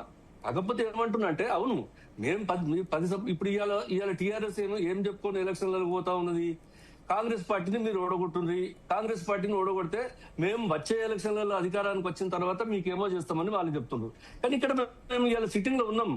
మేము ఇవాళ 2 సంవత్సరాల దాకా సరే మేము 420 హామీలలో రాహుల్ గాంధీ చెప్పిన కామారెడ్డి దాంట్లో లేకపోతే ఇంకో దాంట్లో ఎన్ని చేసినాం ఎన్ని చేయలేదు కదా, పీపుల్ ఆర్ హ్యాపీ. 70% ఇవాళ సర్పంచులు కాంగ్రెస్ పార్టీ మద్దతు ఇచ్చేటువంటి వాళ్ళు గెలిచింది. అది మీరు 70 గెలిచారా? 70? ఎస్ 70% గెలిచింది. మీ వాళ్ళే క్లెయిమ్ చేసుకుంది 60, బట్ అల్టిమేట్ వచ్చింది 51, 52. కాదు, అందరు చాలా మంది ఈ మధ్యన 10 రోజులలో చాలా మంది జాయిన్ అయ్యి అనేక సందర్భాల్లో తర్వాత జాయిన్ అవ్వడం వేరు కదా, ముందు గెలిచింది వేరు కదా. జాయిన్ అంటే అధికార పార్టీలోనే దానికి టికెట్లు లేవు ఏం లేవు కాబట్టి వాళ్ళందరూ వచ్చి ఇవాళ ప్రభుత్వం ఉన్నది, మీరు మీ సహాయం మాకు అవసరం అని చెప్పి మేము మీతో ఉంటామంటే మేము వద్దనన్నా, మేము వద్దనమంటారా మరి? అందుకొరకు తప్పకుండా మాతో ఉన్నారు ఇవాళ 70% మంది. రేపు పొద్దునట్టు పంచాయతీరాజ్ ఎలక్షన్లు ఇంకేం జరిగినా కూడా రేపు ఆ ఎలక్షన్లలో తప్పకుండా మాకు మేము చేసినటువంటి ఇప్పటిదాకా ఉన్న ఇంకేదో కొంత మేము రైతు బంధు అది ఇది ఇంకేదో కొంచెం చేసేది ఉన్నది, అది చేయవలసినటువంటి అవసరం ఉన్నది. అన్ని చేసినామని మేము చేస్తలేము, అన్ని చేసినాము అన్ని అయిపోయినాయి ఇంకేం మిగలలేదని మేమేం చెప్పడం లేదు. 10 సంవత్సరాలు చేసింది అంత పక్కకు పెట్టి 10 సంవత్సరాలు ఈ రాష్ట్రాన్ని సర్వనాశనం చేసి దీన్ని కోట్ల రూపాయల అప్పులలో ముంచి దిక్కుమాలిన ప్రాజెక్టులన్నీ ముందర పెట్టుకొని మొత్తం ప్రభుత్వం అంతా ధ్వంసం చేసి ఇవాళ వచ్చి 2 సంవత్సరాలు కూడా కాలేదు. ఇవాళ మేము 2 సంవత్సరాలు 2 నెలలు అయింది, మీరు 2 ఏళ్ళని అది చేయలేదు, 2 ఏళ్ళని ఇది చేయలేదు, మీరు అది చేయలేదు, మీరు ఇది చేయలేదు అని మొత్తము 10 సంవత్సరాలు చేసినటువంటి అవినీతి అంతా కూడా ఏమీ లేకుండా వాళ్ళు నిష్కల్మషంగా పనిచేసినట్టు ఇవాళ మరి మీరేం చేయలేదని కాంగ్రెస్ పార్టీని ఇట్లా తిట్టిపోతే ఇది ఎంతవరకు న్యాయం అని నేను అడుగుతా ఉన్నా. మీరు తిట్టండి, మీరు ఇవాళ మేమేం చెప్తాం, మీ ఇంటి నుంచే ఒక మనిషి వచ్చి బయట ఇగో మా నాయనకి ఇచ్చేసిండు, మా బావకి ఇచ్చేసిండు, మా అన్నకి ఇచ్చేసిండు అని చెప్పి మీ ఇంట్లో మీ కుట్రదారులలో దుష్ట చతుష్టయంలో ఒక మనిషి వచ్చి బయట చెప్తా ఉంటే ఇంకా దానికంటే ఎక్కువ మీకు ఇంకా మేమెందుకు చెప్పాలి, ప్రజలు ఎందుకు చెప్పాలి? ఇవాళ ప్రజలకు తెలుస్తలేదా ఏం జరుగుతుందని? అవును, ఒక మాట మాత్రం ఇవాళ నేను కూడా ఒప్పుకుంటా ఉన్నా, మేము చెప్పినవన్నీ చేయలేదు కావచ్చు, పూర్తిగా చేయలేకపోవద్దు కావచ్చు, కానీ ఎంతో కొంత మేము ఎన్ని చేయాలనో అన్ని చేసినాం. ఇంకా చేయవలసింది ఉన్నది. ఇప్పుడు రుణమాఫీ ఉన్నది, 90% మందికి రుణమాఫీ అయింది, ఇంకేదో 10% మంది మాకు చేయలేదు అని అడుగుతా ఉన్నారు. అది ఎందుకు కాలేదు? టెక్నికల్ రైతు బంధు వచ్చేది వేయకుండా చేశారు. రైతు బంధు ఇప్పటివరకు రాలేదు. నవంబర్ డిసెంబర్ లో వచ్చే రైతు బంధు ఫిబ్రవరి నవంబర్. ఇప్పుడు ముఖ్యమంత్రి గారు అది చెప్పింది, మరి ఎందుకు చెప్తలేరు? ఇప్పుడు ఈ మున్సిపల్ ఎలక్షన్ కాగానే మున్సిపల్ ఎలక్షన్ కావాలంటే నోటిఫికేషన్ వచ్చింది 29వ తారీఖు, ముందేస్తే ఏమైతుండే? ఇప్పుడు ఎందుకు వేయాలి? ఎలక్షన్ల ముందు వేసినామంటారు, ఎలక్షన్ అయినా ఉన్నాము ఏదో ఎక్కడి నుంచి అది ఏదన్నా గానీ ఉంటేనా లేకున్నా చేసిందేవారు. బట్ సార్ మృత్యుంజయం గారు మీరు 1983లో ఎమ్మెల్యే, కేసీఆర్ కంటే కూడా ముందు ఎమ్మెల్యే మీరు, అంతేనా? కేసీఆర్ 85లో ఎమ్మెల్యే అయినారు. మరి రాజకీయాలు ఈ స్థాయికి దిగజారడం మీ లైఫ్ లో చూస్తారని మీరు అనుకున్నారా? అంటే వాల్యూ పాలిటిక్స్ నుంచి రాజకీయాలు ఈ విధంగా నేను మీ పార్టీ నేతను అనట్లేదు, రేవంత్ రెడ్డి అనట్లేదు, అది టీఆర్ఎస్ అయినా లేదా బీజేపీ అయినా ఈ స్థాయికి దిగజారుతారని అనుకున్నారా మీరు 42 సంవత్సరాల్లో? 42 సంవత్సరాల క్రితం ఎమ్మెల్యే సార్. ఇప్పుడు ఇది దిగజారిందా ఎగవాకిందా అనేది నేను చెప్పడం ఇప్పుడు సమంజసం కాదు. ఎందుకంటే మనం గోంగట్ల కూర్చుండి మన అన్నం తినుకుంటూ ఇలా వెంటికలు ఉన్నాయి అన్నట్టు ఉంటది. కాబట్టి 42 సంవత్సరాల క్రితం ఎమ్మెల్యే, ఇప్పుడు ఇంతకుముందు మనీ పాలిటిక్స్ వచ్చింది దృష్టికి వచ్చింది కాబట్టి చెప్తున్నా. ఇప్పుడు మృత్యుంజయం గారికి ఎవరైనా ఎమ్మెల్యే టికెటే ఇవ్వట్లే, ఏ పార్టీ అయినా, అది బీజేపీ అయినా. అంతకుముందు బీజేపీలో ఉన్నారు, కాంగ్రెస్ 15 సంవత్సరాలు మీరు డీసీసీ ప్రెసిడెంట్, జిల్లా కాంగ్రెస్ ఉమ్మడి అధ్యక్షులు ఎన్ని సంవత్సరాలు? 12 ఏళ్ళు. 12 ఏళ్ళు కానీ బీఫామ్ మీకే ఇవ్వట్లే, డబ్బులు మీరే చాలా బీఫామ్లు ఇచ్చారు కానీ ఇప్పుడు మీకు బీఫామ్ ఇచ్చే పరిస్థితి లేదు. పాలిటిక్స్ అంటే మున్సిపల్ ఎన్నికల్లో కూడా అట్లా బీఫామ్లు డబ్బులున్న వాళ్ళకే ఇచ్చేస్తున్న పరిస్థితి. ఎందుకు ఇటువంటి సిచ్యువేషన్ వచ్చిందంటారు? సార్ ఇప్పుడు దొంగల రాజ్యంలో పెద్ద దొంగనే నాయకుడు. తర్వాత ఇవాళ ఉన్నటువంటి రాజకీయాలలో ఎవరు దొంగ ఎవరు మంచి అని చెప్పడానికి వీల్లేదు. ఎప్పుడు ఎన్నికలలో గెలిస్తే వాడు హీరో. ఎట్లా గెలుస్తుంది అనేది వాడు ప్రశ్న లేదు. ప్రశ్న పత్రంలో పరీక్ష రాయబోయినవాడు రాసింది వాడు ఫెయిల్ అయిందా పాస్ అయిందా అనేది చూస్తారు కానీ వీడు ఏం చేసిండు ఎట్లా చేసిండు అని ఎవడు చూడాడు. ఇప్పుడు ఓడిపోయిన తర్వాత వాళ్ళందరూ ఏం మాట్లాడినా లాభం లేదు, గెలిచిన తర్వాత మమ్మల్ని ఏమన్నా లాభం లేదు. మేము 2 ఏళ్ళు ఉన్నాం, ఇంకా 3 ఏళ్ళు ఉంటాం, ఇంకా 3 ఏళ్ళు మేము ఉంటాం. కాబట్టి ఇక్కడ మేము మమ్మల్ని ప్రజలు నమ్మిండ్రు, మాకు అధికారం ఇచ్చిర్రు, మేము ఓట్లు వేసినాం. దిగజారిందా ఎగజారిందా అంటే ఇక నేను కూడా అలానే ఉన్నా. మేము దిగజారినామని చెప్పేటట్టు లేదు, ఎగజారినామని చెప్పేటట్టు లేదు. అందరూ అంతే కదా. ఒకడు ఇంత గాంధీ మహాత్ముడు తమ్ముడు ఎవరన్నా ఉండి లేకపోతే ఇంకో ఆయన ఎన్టీ రామారావు మనమడు ఎవరన్నా వచ్చి రాజకీయాలలో ఇట్లా చేసిందని చెప్పడానికి ఏం వీల్లేదు. కాబట్టి ఒకళ్ళది ఒక్కొక్క పంథ. ఇప్పుడు ఈ సమాజము ఈ స్థితికి చేరింది. ఇది ఇప్పుడు శరత్ గారు నా మిత్రుడు సోదరుడు ఇప్పుడు ఎంత చెప్పినా కూడా ఇప్పుడు దానిలో ఏం చేసినా కూడా ఏ గవర్నమెంట్ ను మనం డిఫెండ్ చేస్తే ఇప్పుడు మరి 10 సంవత్సరాల లోపల అంతకు ముందు చేసినటువంటి గవర్నమెంట్ చేసినటువంటి కార్యక్రమాలన్నీ బాగా బ్రహ్మాండంగా 100% బాగా చేశారు. ఇవాళ మా ఎజెండా ఏంది? మేము తెలంగాణలో మా ఎజెండా ఈ ప్రజలకు సేవ చేయడం అనేది మా ఎజెండా. తెలంగాణ ఇచ్చినటువంటి పార్టీగా మా నాయకత్వం, సోనియా గాంధీ గారు తెలంగాణ ఇచ్చినటువంటి పార్టీగా అధికారానికి వచ్చినటువంటి ఆ పార్టీ 10 సంవత్సరాలు ఈ రాష్ట్రాన్ని మొత్తం సర్వనాశనం చేసి కుటుంబ పాలన చేసి మొత్తం నైజాం కంటే ఎక్కువ ఆస్తులు సంపాదించుకొని ఇవాళ కోట్ల రూపాయలు ఫామ్ హౌజులు, మన్ను, మశానం, అంగీలాగులు, చెప్పులు లేని వాళ్ళు కూడా ఇవాళ చాలా పెద్దగా అయిపోయి ఇవాళ ఇవన్నీ చేస్తా ఉంటే వాళ్ళందరినీ అనడం వదిలిపెట్టి నిన్ననే వచ్చినటువంటి మాకు మీకు మొత్తం ఎజెండాలా మీరు రేవంత్ రెడ్డి గారు ఇట్లా అన్నారు, మీరు రేవంత్ రెడ్డి గారు ఇట్లా అన్నారు, రేవంత్ రెడ్డి గారు అన్నారు, రేవంత్ రెడ్డి గారు అన్నారు. కరెక్టే కావచ్చు. రేవంత్ రెడ్డి గారు నిజంగానే ఏదైనా పొరపాటు మాట్లాడితే ఆయన పొరపాటు ఎట్లా దిద్దాలి ఏం కథ ఇప్పుడు చెప్పిందిగా మా కత్తి వెంకటస్వామి చెప్పిండని చెప్పారు. ఎవరైనా కరెక్ట్ మాట్లాడకపోతే తప్పకుండా కరెక్ట్ మాట్లాడలేదు అని చెప్పడానికి నాకున్నటువంటి సీనియారిటీ కానీ ఇంకోటి కానీ నాకేం అభ్యంతరం లేదు. ఎవరేమో ఇస్తారా అనేటువంటి లాలూచితోనో ఇంకెందుకో నేను ఇవాళ లేను. కానీ 10 సంవత్సరాలు తెలంగాణ అనేటువంటి ఒకే ఒక ఎజెండా పేరు మీద, తెలంగాణ అనేటువంటి ఒకే ఒక పేరు మీద ఇవాళ ఈ రాష్ట్రానికి అధికారానికి వచ్చిన తర్వాత తెలంగాణ నీళ్లు, నిధులు, నియామకాలు 3 విషయాల విషయం లోపల ధ్వంసం అయిపోయినటువంటి తెలంగాణ ఇది పూర్తిగా నిర్వీర్యం అయిపోయి నాశనం అయిపోయి అప్పుల పాలై ఎందుకు పనికి రాకుండా అయిపోయి అసలు దీన్ని రిపేర్ చేయాలన్నటువంటి పరిస్థితుల్లో ఇవాళ కాంగ్రెస్ పార్టీ ఒక కాలిపోయిన ఇంట్లో గృహప్రవేశం చేసినట్టున్నది, కూలిపోయిన ఇంట్లో గృహప్రవేశం చేసినట్టున్నది. సరే ఒక్క రేవంత్ రెడ్డి ముచ్చట అట్లంటే ఇప్పుడు కేసీఆర్ మాట్లాడిన ఎన్ని మాటలు అవన్నీ మనం రికార్డులు డైలాగులు అవన్నీ తీసినట్టయితే పెద్ద పుస్తకం అవుతుంది. ఆయన ఏమేమి మాట్లాడిండు, ఎప్పుడెప్పుడు మాట్లాడిండు. ఒకసారి ప్రేమేందర్ రెడ్డి గారి విషయం తీసుకుందాం. ప్రేమేందర్ రెడ్డి గారు మొత్తానికి జాతీయ నేతల్ని ప్రచారానికి రంగంలో దింపారు.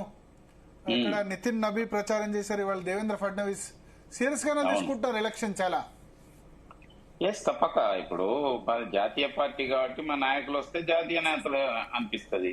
టీఆర్ఎస్ వాళ్ళు ఎవరు వచ్చినా అది ప్రాంతీయ పార్టీ కాబట్టి ప్రాంతీయ నేతలే అనిపిస్తుంది. ప్రాంతీయ పార్టీ కాదు కదా బ్రహ్మాందర్ రెడ్డి సాబ్, జాతీయ పార్టీ కదా పేరుకు సరే జాతీయ పార్టీ బీఆర్ఎస్ కదా నేను అనేది. అందుకోసమే ఇప్పుడు వాళ్ళు వచ్చిన వాళ్ళే జాతీయ నేతలు అన్నట్టు వాళ్ళే జాతీయ. కాబట్టి మేము భారతీయ జనతా పార్టీ తప్పక ప్రతి ఎన్నికను సీరియస్ గా తీసుకోవడమే. ఈ ఎన్నిక విషయంలో చాలా సీరియస్ గా ఉన్నాము.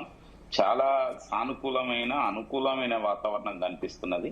ఇప్పుడు కాంగ్రెస్ ఎంత రెచ్చిపోయి మాట్లాడినా బీఆర్ఎస్ మరి రోజు రోజుకు దాని యొక్క అంటే it is a sinking boat type లో జరుగుతున్న వ్యవహారం కనిపిస్తున్నది.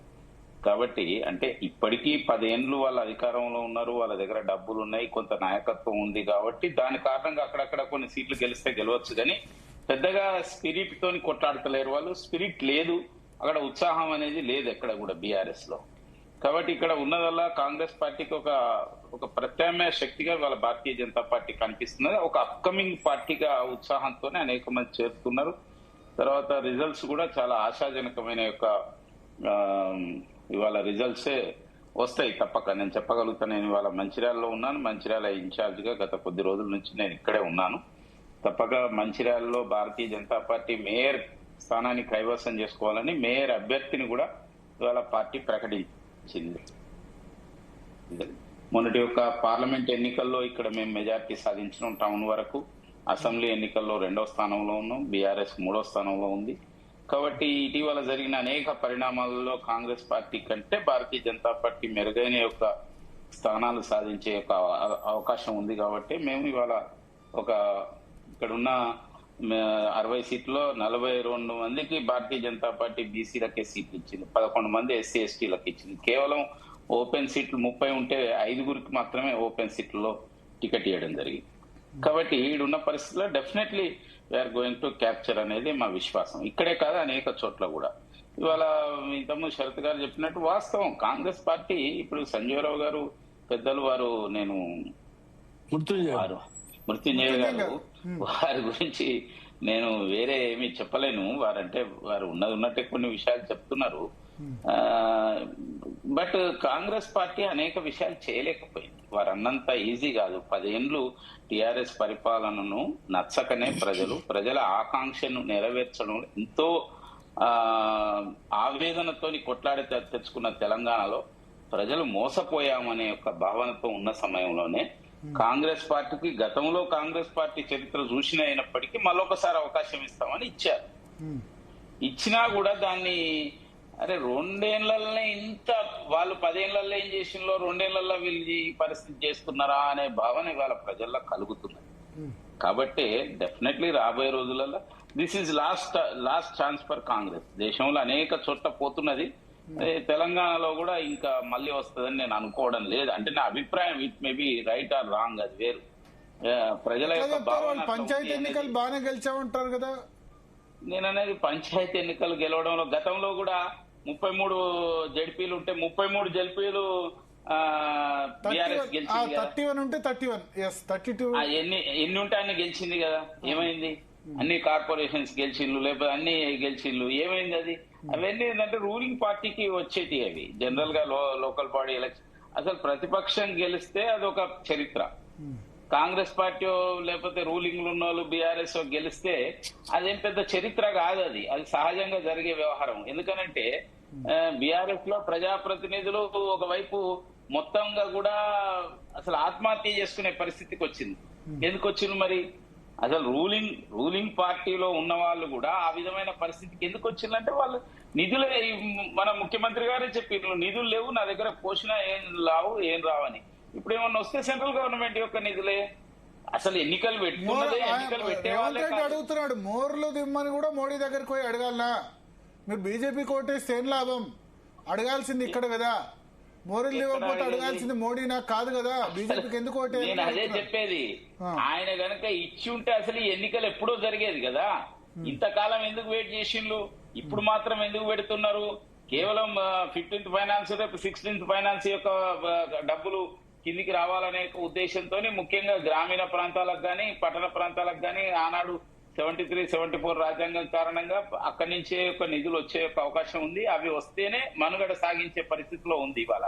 ఇవాళ స్టేట్ గవర్నమెంట్ ఏమి నిధులు ఇస్తలేదు, మనందరికీ తెలుసు. అనేక పథకాలకు ఇచ్చేది లేదు. ఇప్పుడు మన్రేగా గురించి అంతా మాట్లాడిన్లు. ఇవాళ విబిజీ రామ్జీ ప్రోగ్రామ్ లో దానికి కొద్దిగా ఒక 30% సెంట్రల్ వాళ్ళు స్టేట్ కు షేర్ పెరిగింది. పెరుగుతూ గగ్గోలు పెడుతుండ్రు. పేద ప్రజలని ఒట్టిగానే మాట్లాడతారు. పేద ప్రజలకు పెట్టడానికి ఏమిటి ఇబ్బంది అంటే మా నిధులు ఖర్చు అయిపోతాయి. మీరు దేనికి పెట్టేది ఉంది? అందుకోసమే అంటే ఒకవైపు సెంట్రల్ 42% నిధులు కేంద్ర ప్రభుత్వం నుంచి రాష్ట్రాలకు పంచినప్పటికీ మిగతా కేంద్ర నిధులలో ఇవాళ నేరుగా గ్రామీణ ప్రాంతాలకు పట్టణ ప్రాంతాలకు ఇస్తుంది. దాని పోగా స్మార్ట్ సిటీస్, అమృత్ సిటీస్, తర్వాత అనేక రకాలైన యొక్క ఇవి ఈరోజు హెరిటేజ్ సిటీస్ కానీ ఎన్నో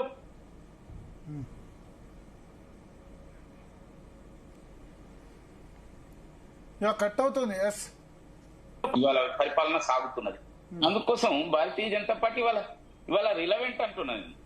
భారతీయ జనతా పార్టీని గెలిపించడం కానీ భారతీయ జనతా పార్టీ వస్తే అభివృద్ధికి ఊతం లభిస్తుంది. అనేక అటు కేంద్రంలో గానీ ఇటు కింది వైపున గానీ ఇంకా స్టేట్ లో ఉంటే ఇంకా బాగా జరుగుతున్నాయి. కాబట్టి దేశంలో 29 రాష్ట్రాల్లో 20 రాష్ట్రాల్లో బీజేపీ ప్రభుత్వాలు వచ్చినాయి. మనం చూసిన మనం మహారాష్ట్రలో కూడా అద్భుతంగా స్థానిక సంస్థల ఎన్నికల్లో గెలిచిన గోవా ఇక్కడ ఎక్కడెక్కడ ఛాన్స్ ఉంది మీ ఉద్దేశంలో? కార్పొరేషన్ చెప్పండి. నేను అట్లా పేర్లు చెప్తే బాగుండకపోవచ్చు కానీ మేము డైరెక్ట్ గా కార్పొరేషన్లు గెలుచుకునేవన్నీ మున్సిపాలిటీస్ అన్ని డెఫినెట్లీ 7 3 నుంచి 4 కార్పొరేషన్స్ గెలుస్తాం. ఏవేవి 3-4? నేను పేర్లు చెప్పడం బాగుండదు. ఇప్పుడు మీరు నన్ను ఇచ్చే నేను 2 పేర్లు చెప్తున్నా, కరీంనగర్, నిజామాబాద్. మీరు ఏదైనా చెప్పొచ్చు, నేను మంచిర్యాల కూడా గెలుస్తుందని చెప్తున్నాను కదా. Mancherial corporation corporation mayor candidate ను కూడా డిక్లేర్ చేసినాం. కరీంనగర్ చేసినాం, మంచిర్యాలలో డిక్లేర్ చేశారు. చేశాం. మంచిర్యాలలో పోటీ కాంగ్రెస్ వర్సెస్ బీజేపీ ఎక్కువ ఉంది కదా. అంతే అంతే అంతే ఇక్కడే కాదు సార్, చాలా చోట్ల అదే పరిస్థితి. కరీంనగర్ లో కాంగ్రెస్ లేదు, బీఆర్ఎస్ బీజేపీ మధ్య ఎక్కువ పోటీ కనిపిస్తుంది. నాకు తెలిసినంత వరకు చాలా చోట్ల కాంగ్రెస్ లేకపోతే వాళ్ళ మిత్రుడు కరీంనగర్ లో కాంగ్రెస్ ఎక్కువ పోటీ లేదంటే, ఎందుకంటే ఆయన ఎమ్మెల్యే చేసిన ప్లేస్ ఒకటే కదా. రేవంత్ గారే చెప్పింది కదా, ముస్లిం అంటే కాంగ్రెస్, కాంగ్రెస్ అంటే ముస్లిం అని. మజ్లిస్ అయితేనే కాంగ్రెస్ అయితేంది, వాళ్ళున్నా వీళ్ళున్నా వాళ్ళున్నా ఒకటే. కాబట్టి ఏ విధంగా చూసినా అక్కడ ఉండరు. నేనేమంటున్నానంటే అందుకోసమే ఇవాళ భారతీయ జనతా పార్టీ చాలా మెరుగైన ఫలితాలు సాధించబోతుంది. ఓట్ పర్సెంటేజ్ పెరగబోతుంది, సీట్లు పెరుగుతాయి. చైర్మన్లు రావడంలో కొన్ని ప్రాబ్లమ్స్ వస్తాయి, మీకు కూడా తెలుసు. ఎక్సెప్ట్ ఇష్యూ పెడతారు, అది పెడతారు, ఇది పెడతారు, తర్వాత ఎన్నో క్యాంపులు నడుపుతారు. ఏం చేస్తారో చూద్దాం, వెయిట్ అండ్ సీ. బట్ ప్రజల తీర్పు మాత్రం, ప్రజల ఆలోచన, అనుకూలత మాత్రం తప్పక ఇవాళ భారతీయ జనతా పార్టీ వైపు ఉంది. కొద్దిగా సమయం ఉండి ఇంకా బాగుండి ఉంటే ఇంకా చాలా గడ్డు పరిస్థితి ఉండేది. దిక్కు సమ్మక్క జాతర జరుగుతూనే ఉంటేనే ఎన్నికలు చేస్తే అసలు వరంగల్ జిల్లాలో ఎవరైనా నామినేషన్ వేయడానికి దొరుకుతారా? వరంగల్, కరీంనగర్ జిల్లాలల్లా లేకపోతే ఖమ్మం జిల్లాలల్లా అదేమన్నా పద్ధతేనా? ఎందుకంత భయము, ఎందుకంత ఆతృత, ఎందుకంత వ్యవహారం అంటే ఇదే ఇంతకుముందు చెప్పినట్టు వాళ్ళకి పరిస్థితి బాగాలేదు. రెండోది, ఇప్పుడు నిజంగా కాంగ్రెస్ రెండు సంవత్సరాల పరిపాలన మీద గనక ఈ ఎన్నికలను రెఫరెండం అని చెప్పి ఎన్నికలకు పోతే బాగుంటది. ఇట్లా పురాణం ఏంది, కథ ఏంది, వ్యవహారం ఏంది అంటే ఇట్లా బోత్ ఆర్ సేమ్. బీఆర్ఎస్ కూడా ఒకవైపు ఏంటంటే ఎజెండాను మార్చడం కోసం, ఇద్దరి మధ్య నడపడం కోసం రకమైన యొక్క ఇంటర్నల్ అండర్స్టాండింగ్ సేమ్ అంటారు. సేమ్, అందులో అనుమానం ఏమున్నది? ఉపేంద్ర గారు, మీరేం తక్కువ తిన్నారా తిట్లలో? భావసారూప్యత గురించి నేను 10 విషయాలు చెప్పగలుగుతా. వాళ్ళు 2 పార్టీలు ఒకటే రకమైన ఆలోచన చేస్తాయి. ఒకటే అన్నా ఇప్పుడు ఆ 2 పార్టీలు ఒకే రకమైన అనడానికి నేను ఒక 10 రకాల విషయాలు చెప్పగలుగుతా. వాళ్ళు ఫ్యామిలీ పార్టీ, బోతారు మజ్లిస్తో పొత్తుండేటోళ్ళు, బోతారు ఓట్ బ్యాంక్ పాలిటిక్స్, బోతారు ఎమ్మెల్యేలను కొనటోళ్ళే. వాళ్ళు కొన్నారు, వీళ్ళు కొంటాళ్ళు, వాళ్ళు చేర్చుకున్నారు, వీళ్ళు చేర్చుకుంటాళ్ళు. ఇలా తేడా ఎక్కడున్నాయి? ఇలా చాలా విషయం, కరప్షన్ విషయం కానీ అన్ని కూడా సేమ్ టు సేమ్. అందుకోసమే ఇన్ని రోజుల నుంచి ఆల్టర్నేటివ్ లేకపోవడం నడిచింది, ఇప్పుడు నడుస్తుందని నేను అనుకోవడం లేదు. ఈ మున్సిపల్ ఎన్నికలు అనేది రాబోయే తెలంగాణ రాజకీయాల్లో పెను మార్పులకు కారణమైంది. నేను బీజేపీ, టీఆర్ఎస్ ఒకటని నేను ఒక 100 ఎగ్జాంపుల్స్ చెప్తా. ప్రజలు ఎట్లా నమ్ముతారు? ఒక్క నిమిషం సార్, ఇప్పుడు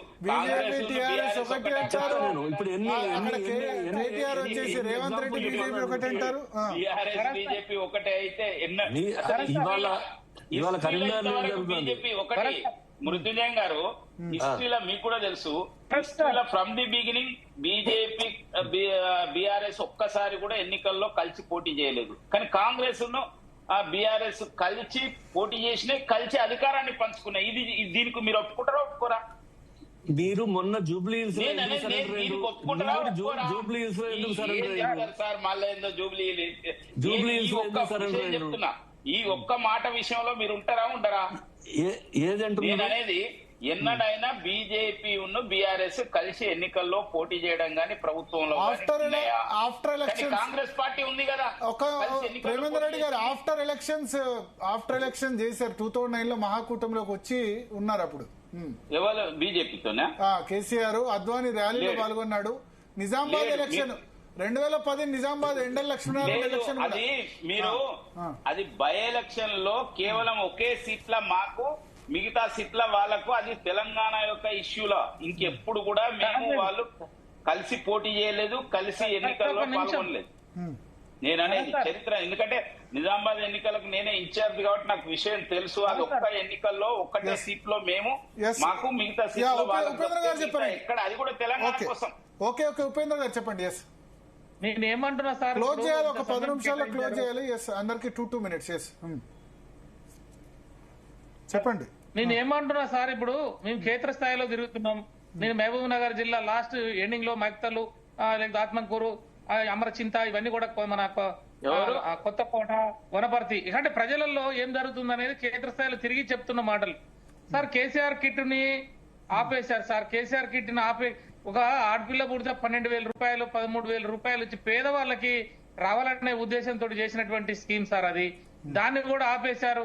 తర్వాత రైతు బీమా ఏదైతే ఉందో, ఏ రైతు అయినా ఏ కారణం చేతైనా చచ్చిపోతే 5 లక్షల రూపాయలు వచ్చాయి సార్, అది ఆపేశారు. తులం బంగారం ఇస్తారని అన్నారు సార్, ఎవరికి కూడా తులం బంగారం తులం బంగారం వాళ్ళు అనౌన్స్ చేసినప్పుడు 50 లక్షలు ఉన్నది, ఇప్పుడు 50,000 ఉన్నది, ఇప్పుడు 2 లక్షలు అయింది. ఎక్కడ ఇస్తారు కానీ అంటే భరత్ సార్, నేను ఏమంటున్నా, పబ్లిక్ లో ఇంకా తులం బంగారం అన్నారు, కిలో వెండి 4 లక్షలు ఇవ్వాల్సి వచ్చేది.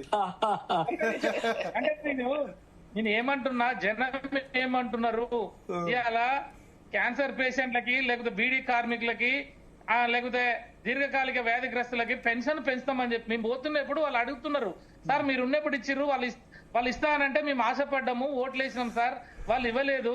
సరే మీరే అంతకుముందు 200 ఉన్నదని 2,000 దాకా చేసిర్రు. అంతకుముందు మంచినీళ్ళు, ఇప్పుడు మంచినీళ్ళల్లో కూడా చాలా ఇబ్బందులు అవుతున్నాయి. మనం గతంలో ఉంటే మిషన్ భగీరథ ద్వారా చక్కగా వాటర్ ఇచ్చాం, వాటర్ లో ప్రాబ్లం వచ్చింది, కరెంటులో ప్రాబ్లం వచ్చింది. ఈ రోజు అక్కడ అడ్మినిస్ట్రేషన్ ఏదైతే ఉందో కనీసం దోమల నివారణకు కూడా బడ్జెట్ ఇయ్యనటువంటి పరిస్థితులు ఉన్నాయి. కాబట్టి నేను ఏమంటున్నా, కాంగ్రెస్ పార్టీ అధికారంలోకి వచ్చింది. ఇంతకుముందు పెద్దలు చెప్పినట్టు మృత్యుంజయ గారు చాలా సీనియర్ నాయకుడిగా కనపడతా ఉన్నారు. వారు ఏమంటున్నారంటే ఏదైనా మాట్లాడతారు, వారి ఇష్టం అని. అంటే నేనేమంటున్నా, ఆ రోజు కాంగ్రెస్ పార్టీ నాయకుడిగా, ప్రతిపక్ష నాయకుడిగా మమ్మల్ని దించనీకి అబద్దాలు చెప్పిండా, ఏం చేసిండో, ఏం సంగతో దేవుడేరు. కానీ ఈ రోజు ఆయన భారత రాజ్యాంగం మీద ప్రమాణం చేసినటువంటి ముఖ్యమంత్రి, కాంగ్రెస్ పార్టీ కార్యకర్తలకు ముఖ్యమంత్రి కాదు, తెలంగాణ ప్రజానికానికి ముఖ్యమంత్రి. తను మాట్లాడుతున్నటువంటి భాష 4 కోట్ల ప్రజలకి రిప్రజెంటేటివ్ గా ఉంటది అది. ఇవాళ ఎందుకంటే 29 రాష్ట్రాలలో మనం మంచిగా అభివృద్ధిలోకి రావాలి, అన్ని రకాలు కూడా తల ఎత్తుకొని మనం ముందుకు పోవాలనే కోరుకుంటాం, వారైనా మేమైనా. కానీ వారు ఏమంటున్నారంటే, ఇష్టం మాట్లాడుతున్నారంటే ఏం మాట్లాడతారు సార్, జర్నలిస్టులని బట్టలు ఉడబీకి, అసెంబ్లీలో బట్టలు ఉడబీకి కొట్టదాము అని చెప్పేసి, వంగబెట్టి ముట్టి మీద దంతమంటాము, కనుగుడ్లతోటి గోళీలు ఆడతామనటము, పేగులు, ఇవన్నీ నేనేమంటున్నా మీకు తెలియని విషయాలు కావు. కాబట్టి దయచేసి మీరు ఒకరికి కాదు, మీరు కాంగ్రెస్ పార్టీ నాయకులు కాదు, ఈ రాష్ట్రానికి ముఖ్యమంత్రి. 29 ముఖ్యమంత్రులలో మీరు ఒకరు. అంటే మన దేశం యొక్క ఔన్నత్యం గాని, సంస్కృతి సంప్రదాయాలు గాని పెంచే విధంగా ఉండాలి. ఎందుకంటే కొత్త జనరేషన్ వస్తుంది, మాలాంటి వాళ్ళు నాయకత్వానికి వస్తున్నారు. బూతులు మాట్లాడాలంటే ఇప్పుడు వారిని మించిన బూతులు మాట్లాడుతున్నారు. రాజకీయం అంటే అట్లా మాట్లాడితేనే ఓట్లు వేస్తున్నారు, మేము ఇచ్చినాం కాబట్టి మేమెవరు ఉంటామంటే అది కాదు కదా. ప్రజలందరికీ ఆదర్శవంతమైన నాయకుడు అంటే ఎవరు? 10 మందిని నడిపించేవాడు. అతన్ని చూసి ఆదర్శంగా బట్టలు వేసుకునే విషయం గాని, భాష గాని, వేషం గాని, అతని మాటలు గాని, అతని యొక్క చేస్తున్న చేష్టలు గాని వీళ్ళందరికీ ఆదర్శంగా ఉండాలి. కాబట్టి మేము ఆ విషయంలో మేము బాధపడతా ఉన్నాం. ఇది కరెక్ట్ కాదు, దీన్ని సవరణ చేయండి. దీన్ని ఎందుకంటే ఇది అందరికీ చెడ్డ పేరు వస్తుంది. కాబట్టి మీరు ఆ విషయంలో మీరు గమనించాలి. రెండోది ఏంటంటే, అభివృద్ధిలోకి వచ్చినప్పుడు బీఆర్ఎస్ ఏం చేయలేదు, అవినీతి చేసింది, కుంభకోణాలు చేసిందని రెండో మాట చెప్తున్నారు. అవినీతి చేసినా, కుంభకోణాలు చేసినా ఈ రోజు మీ చేతిలో పవర్ ఉన్నది, మీ చేతిలో పోలీసు ఉంది, ఇంటెలిజెన్స్ ఉంది, ఏసీబీలు ఉన్నాయి, తర్వాత మీకు అనేక రకాల వ్యవస్థలు ఉన్నాయి. మీరే హోంమంత్రి, మీరే ముఖ్యమంత్రి. మరి 2 సంవత్సరాలు దాడిపోయింది. మరి ఇట్లా కాలయాపన చేస్తూ ప్రజలని గందరగోళం చేస్తూ మీరు ఇట్లా ఏ రకంగా అంటే ఇచ్చిన వాయిదా 2,500 రూపాయలు మహిళలకు ఇస్తా అంటే వాళ్ళు అడుగుతారేమో అని చెప్పేసి, లేకపోతే వాళ్ళ గురించి ప్రశ్నిస్తే ఇసుక కుంభకోణాలు కావచ్చు, లేకపోతే బొగ్గు కుంభకోణాలు కావచ్చు, అడగంగానే ఒక సిట్ పేరుతోటో లేకపోతే ఇంకోటి పేరుతోటో నోటీసులు పంపిస్తా, కేసులు పెడతా, కేసీఆర్ అట్లా చేసిండు, లేకపోతే హరీష్ రావు గారు ఇట్లా చేసిండు, చేయబోయా మీరేం చేస్తారో చేయండి అని చెప్పాం.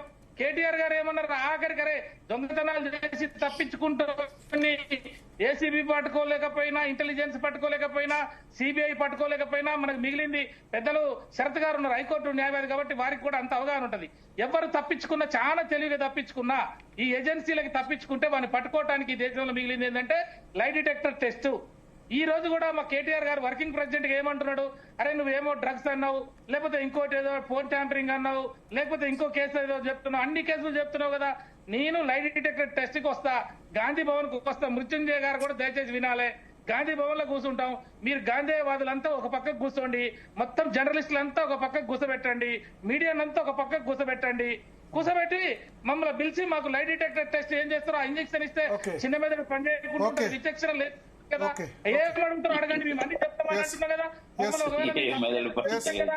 Yes, శరత్ గారు. నేను చెప్తున్నాం కదా రవీంద్ర అన్న, నువ్వు CBI క్లోజ్ చేయాలి ఉపేంద్ర గారు. ఓకే మీ పాయింట్ అర్థమైంది. మీ పాయింట్ అర్థం చేసి కలిసి రండి. ఎస్ శరత్ గారు ఏమనిపిస్తుంది మున్సిపల్ అది ఎన్నికల మీరు trend? నేషనల్ పార్టీ కాదా అండి? ఆగండి ఇక ఉపేంద్ర గారు మీకు టైం ఇచ్చాను. ఎస్ ఈ రకంగా ఎంతకాలం పార్టీ కాదా? శరత్ గారు శరత్ గారు ఒక్క విషయం సార్. ఏమనిపిస్తుంది మున్సిపల్ ఎన్నికల ట్రెండ్ ఏమనిపిస్తుంది? సార్ నా దృష్టిలో అయితే కాంగ్రెస్ కొంత ఎదురుగాలి వస్తుంది సార్. అంటే కాంగ్రెస్ అంత సులభంగా వస్తుందన్నది లేదు. జనరల్ గా అయితే లోకల్ బాడీ ఎలక్షన్స్ లో రూలింగ్ పార్టీకి కొంత మెరుగు ఉండాలి, పరిస్థితి కొంత ఎక్కువ ఉండాలి. కానీ రేవంత్ రెడ్డి ఏదైతే చాలా పూర్తిగా అసహనంతో ఎంతైతే కాలికి బల్పం కట్టుకొని తిరుగుతున్నాడు, ఇవన్నీ చూస్తే ఆయనకున్న ఇంటెలిజెన్స్ రిపోర్ట్స్ చాలా దారుణంగా ఉన్నాయి. అది ఫ్రస్ట్రేషన్. ఇవాళ ఆయన రాజకీయ ప్రత్యర్థులను అంత బండబూతులు తిట్టడం అనేది ఫ్రస్ట్రేషన్. మీరు గుర్తుండే ఉంటది, అంటే ఏ రాజకీయ పార్టీ అయితే ఓటమి అంచులలో ఉంటుందో వాళ్ళే ఇట్లా ఫ్రస్ట్రేషన్ అయ్యి ఇష్టం వచ్చినట్టుగా మాట్లాడడం అనేది చూసారు. మనం అంతేందుకంటే కేసీఆర్ చూడలేదా ఎంత లాస్ట్ స్టేజ్ లో ఎట్లా మాట్లాడే. ఏది ఏమైనా రేవంత్ రెడ్డికి కాంగ్రెస్ పార్టీ గతంతో పోల్చి చెప్పడం కాదు, అది కరెక్ట్ కాదు. మృత్యుంజయం గారికి తెలుసు రేవంత్ రెడ్డి నిన్న మొన్న కాంగ్రెస్ పార్టీలో వచ్చినాడు. ఆయన మొత్తం సగం జీవితం 75% ఆయన జీవితం కాంగ్రెస్ పార్టీని తిడుతూ వచ్చినాడు. ఆయనకు తిట్లు తప్ప ఆలోచన ఏది లేదు. ఆయనని ఒక రకంగా చెప్పాలంటే మనకు ఆ తెలుగు పద్యం గుర్తొస్తుందన్నమాట. ఆయన కనకపు సింహాసనంలో కూర్చున్న శునకం, అంతే తప్ప రాజకీయ పరిభాషలో కానీ రాజకీయమైనటువంటి ఆలోచన సరళిలో కానీ లేకపోతే ప్రజల పట్ల అభిమానం మీద కానీ ఆయనను మనం ఒక ప్రజానాయకుడిగా చూడలేం సార్. ఆయన చేయగలిగిన కాంట్రిబ్యూషన్ అంతా రాజకీయాలను కలుషితం చేయడము, దుర్భాషలాడము, ప్రత్యర్థులను దునుమాడము, డబ్బులతో కొనుక్కోవడము, మద్యం మంచి టికెట్లు ఓట్లు సంపాదించడం, అంతే. ఆయనకు డూ ఆర్ డై గేమ్ ఈనాడు. ఓవరాల్ గా మీకు ఏమనిపిస్తుంది మున్సిపల్ ఎన్నికల ట్రెండ్? రేవంత్ రెడ్డికి డూ ఆర్ డై గేమ్ లాగా ఆయన కొట్లాడుతున్నాడు సార్. అసలు ఆయనకు పార్టీ నుంచి కూడా ఇతర నాయకులు మద్దతు ఇస్తున్నట్టుగా కనపడలేదు. ఏదో మొక్కుబడిగా అక్కడికి వస్తున్నారు అందరు గ్రేటే కదా. సింగిల్ మిగతా పార్టీ నాయకులు గెలిపోయినా ఓటమైనా ఆయనదే బాధ్యత. జూబ్లీహిల్స్ ఎన్నిక గెలిచి ఆయన డెఫినెట్ గా ఒక మెట్టు పైన ఉన్నారు సార్. జూబ్లీ హిల్స్ లో గెలిచినారని పదే అనకండి సార్. జూబ్లీ హిల్స్ మజ్లీస్ ఇచ్చిన దయాలబ్దము, భిక్ష, అది అంతే. మజ్లీస్ తో కనుక ఇప్పుడు కూడా నిన్న మాటల్లో ఏమన్నాడు, నన్ను రామచంద్రరావు రేవంత్ ఉద్దీన్ అన్నాడు, నేను దాన్ని యాక్సెప్ట్ చేస్తున్నా అన్నాడు. అట్లా కాదు కదా ఈ దేశంలో. ఒక వర్గానికి లేదా ఒకళ్లకు కొమ్ము కాసేటువంటి దాన్ని రాజకీయం అని అనరు. కాంగ్రెస్ పార్టీలో మరి అంటే ఈ should we declare Congress as anti Hindu? చెప్పండి ఒక మాట. ఇప్పుడు మృత్యుంజయ గారు ఒప్పుకుంటారా కాంగ్రెస్ అనేది యాంటీ హిందూ? ముస్లింలు ఎవరంటే ఒప్పుకోరు. ఇప్పుడు కాబట్టి వాళ్ళందరూ, ఇప్పుడు పెద్దవాళ్ళందరూ, సీనియర్లందరూ రేవంత్ రెడ్డి దుర్భాషలకు, రేవంత్ రెడ్డి నోరుకు భయపడి బతుకుతా ఉన్నారు. ఒక రకంగా భయం గుప్పిట్లో ఉన్నారండి సీనియర్ నాయకులందరూ. ఆ విషయం మీరు గ్రహించాలా. ఏది ఏమైనా నేనేమంటే తప్పకుండా ఇప్పుడు నేనేమంటున్నా శరత్ గారు, నేను చెప్తున్నా, నేను వారు రోజు మాట్లాడేది దృక్కోణం చూస్తా నేను. తర్వాత నాకు తన గురించి తెలుసు, ఆయన క్యారెక్టర్ తెలుసు. రేవంత్ రెడ్డి గారితో కలిసి పనిచేసినాము. ఇప్పుడు కొన్ని విషయాలు ఎంతసేపటికి ఇప్పుడు ప్రభుత్వం కాంగ్రెస్ పార్టీ 2 సంవత్సరాలలో ఏమి చేయలేదు, ఏమి చేయవలసిన అవసరం ఉన్నది అది చెప్పకుండా ఎజెండా మొత్తం రేవంత్ రెడ్డిని తిట్టుడేనా మీరు కూడా? ఇంకేమైనా వేరే? ఇప్పుడు మొత్తం చర్చలో రేవంత్ రెడ్డిని గురించి తప్ప ఇంకొక ముచ్చట మాట్లాడింది 2 పార్టీలు. రేవంత్ రెడ్డి గారు ఆయన మాట్లాడు, మీకేం బాధనండి మరి రేవంత్ రెడ్డి మాట్లాడి ప్రజలలో చులకనైపోతుండ్రు, ఇది మంచిది కాదని మీరు అంటున్నారు కదా, మీకే లాభం కదా, మరి లాభం పొందండి దాంతోని. తర్వాత రెండోది, ఇప్పుడు రేవంత్ రెడ్డిని రేవంత్ ఉద్దీన్ అని అన్నాడు అంటే ఈ కరెక్టేనా అని అంటే, రేవంత్ రెడ్డి అనని, రేవంత్ రెడ్డి రావు అనని, రేవంత్ గౌడ్ అనని, రేవంత్ ఇంకోటనని ఏదన్నా నాకు అభ్యంతరం లేదు. నేను అన్ని వేషాలు నాయే అని చెప్పిండు ఆయన. కాబట్టి నేనేం చెప్తున్నా అంటే, ముఖ్యమంత్రి గారు కానీ ఏ ఒక్కరు మాట్లాడినటువంటి ఒక భాష, ఇవాళ భాష గురించి మాట్లాడవలసి వస్తే టిఆర్ఎస్ భాష గురించి మాట్లాడేటువంటి హక్కే లేదు టిఆర్ఎస్ కు. అసలు అనేకమైనటువంటి పదాలకు కొత్త అర్థాలు చూపెట్టి అసలు డిక్షనరీలో లేని పదాలన్నీ వాడినటువంటి గొప్ప మనుషులు టిఆర్ఎస్ నాయకులు. మరి ముఖ్యమంత్రి నిన్నయాల లొట్టపీసు కేసు అని కేసీఆర్ మన ఆయన కేటీఆర్ మాట్లాడండి. లొట్ట పీస్ కేసు అంటే ఆ లొట్ట ఏంది పీస్ ఏంది నాకు చెప్పు దాని భాషలో ఒకసారి నాకు. తర్వాత మీరు ఇప్పుడు ఆ లొట్ట పీస్ అంటే ఏంటి నాకు అర్థం కాదు, అది ఏ భాషలో ఉన్నది, అది అయితే మంచిగా ఉన్నది, అది చాలా బ్రహ్మాండంగా అనిపిస్తుంది అందరికి. ఆయన లొట్ట పీస్ అనొచ్చు, ఇంకోటి అనొచ్చు, ఆయన ఇష్టం వచ్చినట్టు వాళ్ళు. కాబట్టి ఇప్పుడు మేము వాళ్ళు ఏం భాష మాట్లాడింది అనే దాని మీద దాని చర్చ కాదు. నేను మిత్రులందరికీ కూడా ఇక్కడ ఉన్న పెద్ద మనుషులందరికీ కూడా నేను నా సలహా ఏంటంటే మీకు చెప్పండి, 2 సంవత్సరాల లోపల మీరు 420 వాగ్దానాలు చేసిండ్రు, లేకపోతే బీసీ రిజర్వేషన్ల మీద కామారెడ్డి రాహుల్ గాంధీ ఇది చెప్పిండు, అదెందుకు కాలేదు, ఇదెందుకు 6 గ్యారంటీలని 15 గ్యారంటీలు ఇచ్చారు కానీ అమలు చేసి 2, 3 ఫ్రీ బస్ ఒకటి ఇచ్చారు. ఆ 500 రూపాయల గ్యాస్ సిలిండర్ 200 యూనిట్ లోపు ఉచిత విద్యుత్ అంతే. 6 గ్యారంటీల్లో మహిళలకి 2500 ఇవ్వలేదు. తెలంగాణ ఉద్యమకారులకు 300 గజాల స్థలం ఇవ్వలేదు. పెన్షన్ 4000 ఇవ్వలేదు, పెన్షన్ ఇవ్వలేదు. ఇప్పుడు ప్రేమందర్ రెడ్డి సాబ్ ఒక నిమిషం. ఇప్పుడు నేనేం చెప్తున్నా అంటే మాకు హాఫ్ అయిపోయింది టర్మ్, హాఫ్ కాలేదు ఇంకా పూర్తిగా, ఇంకా మాకు ఇంకా చాలా టర్మ్ ఉన్నది. రేపటి నుంచి మేము ఏం చేస్తాము, ఎట్లా చేస్తాము, ఎప్పుడెప్పుడు ఎట్లా ఇస్తాము అనేది ఇప్పుడు ఫైనాన్షియల్ గానీ ఇంకో విధంగా కానీ మేము ప్రజలకు ఇచ్చినటువంటి వాగ్దానాలు ఫుల్ఫిల్ చేయకుండానే మళ్ళీ ఎలక్షన్లకు వస్తామని మీరు అనుకుంటే చాలా పొరపాటు. అది ఎట్లా చేస్తామనేది మేము ఇవాళ ఉన్నటువంటి పరిస్థితులలో ఏనాడు ఏ స్థితిలో అధికారానికి వచ్చినాం, ఇప్పుడు నడవాలి ఎట్లా, రేపు ఎట్లా నడిపిస్తాం అనేది మేము చెప్పుకునేటువంటి అవకాశం ఉన్నది, చెప్పే పరిస్థితి ఉంటుంది. లేకుండా ఏం చేయకుండా నేను ఉత్తానే ఎలక్షన్లలో పోతామని మీరు అనుకుంటే అంత అమాయకత్వంగా ఎట్లా ఉంటదండి. మేము తప్పకుండా రైతు బంధు ఇస్తాము, తప్పకుండా ఇప్పుడు రైతులకు ఇచ్చేది మీరు అన్న కులం బంగారం ఇస్తామా, అది అటువంటి సాధ్యం కానటువంటి విషయాలు ఎవడు కూడా చేయలేడు. అవి రాజకీయంగా ప్రపంచవ్యాప్తంగా జరుగుతున్నటువంటి కొన్ని మార్పులలో కొన్ని ఏం చేయలేనటువంటి పరిస్థితులు వస్తాయి. మా శరత్ గారు ఇప్పుడు కనక సింహాసనం శునకం అన్నాడు, సరే మీరు ఆయనను శునకం అన్నారు, ఇంకొక ఆయనను మనము ఇంకోటి అంటాము. ఇది అంత మంచి భాషనేనా ఇదంతా కూడా? ముఖ్యమంత్రిని పట్టుకొని కుక్క వీడు అని అంటే కరెక్టా ఇది? అందుకొరకు నేనేమంటున్నా అంటే నేనేమంటున్నా అంటే దయచేసి ఇప్పుడు we have to discuss on the merits. ఇప్పుడు ఎవరో కూర్చుండి కొట్టాడుకోవచ్చు కానీ మనలాంటి వాళ్ళని కూర్చున్నప్పుడు వాట్ ఈస్ హ్యాపెనింగ్ 10 సంవత్సరాల తెలంగాణ అనేటువంటిది ఒకే ఒక ఎజెండా. ఇవాళ తెలంగాణ పేరున పార్టీలో లేకుండా చేసుకున్నటువంటి దౌర్భాగ్యమైనటువంటి పరిస్థితి ఏర్పడి దానికి భారత రాష్ట్ర సమితి పేరు పెట్టుకొని తెలంగాణను తీసేసింది. అంతకంటే దుర్మార్గం తెలంగాణ లేదు. ఇవాళ తెలంగాణ కవులు, తెలంగాణ రచయితలు, తెలంగాణ రచయితలు, తెలంగాణ మేధావులు, తెలంగాణ విద్యార్థులు, తెలంగాణ నిరుద్యోగులు, ఉద్యోగులు, ఇట్లా తెలంగాణ అని అన్నా కొద్ది వాళ్ళందరితో దాడి వస్తుందని చెప్పి తెలంగాణ అనే పదమే తీసి అవతల వారించిన వాళ్ళు. అంతకంటే దుర్మార్గం ఉంటుంది. 10 సంవత్సరాల అవకాశం ఇస్తే మొత్తం రాష్ట్రాన్ని ఇంత దివాలా తీసి ఇక్కడ పెట్టిపోయి, నేను ఇంతకుముందే చెప్పిన ఒక కూలిపోయిన ఇంట్లో గృహప్రవేశం చేసినట్టు కాంగ్రెస్ పార్టీ గృహప్రవేశం చేసింది ఇంట్లో. అందుకోసమే కదా మేమనేది. అవును, మీరు నేను చెప్పేది మాట్లాడమన్నారు, అందుకోసమే మళ్ళీ మాట్లాడమన్నారా? మీకు 2 సార్లు అయింది, లాస్ట్ క్లోజ్ చేస్తున్నాం. అందుకే నేను మాట్లాడాలి, నేను చెప్పద్దా వాళ్ళు అన్ని కానీ ఇప్పుడు మీరు బీఆర్ఎస్ తప్పు చేసింది అనే దాని విషయంలో నేను ఏకీభవిస్తున్నా. అందుకోసమే మీకు అధికారం ఇచ్చింది, కానీ మీరు అదే మూసలో పోతున్నారు. కాబట్టే మీరు డిఫరెంట్ గా కనుక వ్యవహరించి ఉంటే తప్పక మిమ్మల్ని ఆదరించే వాళ్ళు ప్రజలు. ఆదరించే వాళ్ళని ఎప్పుడు అయిపోయినట్టు చెప్తారు మాకు. భవిష్యత్తు ముందు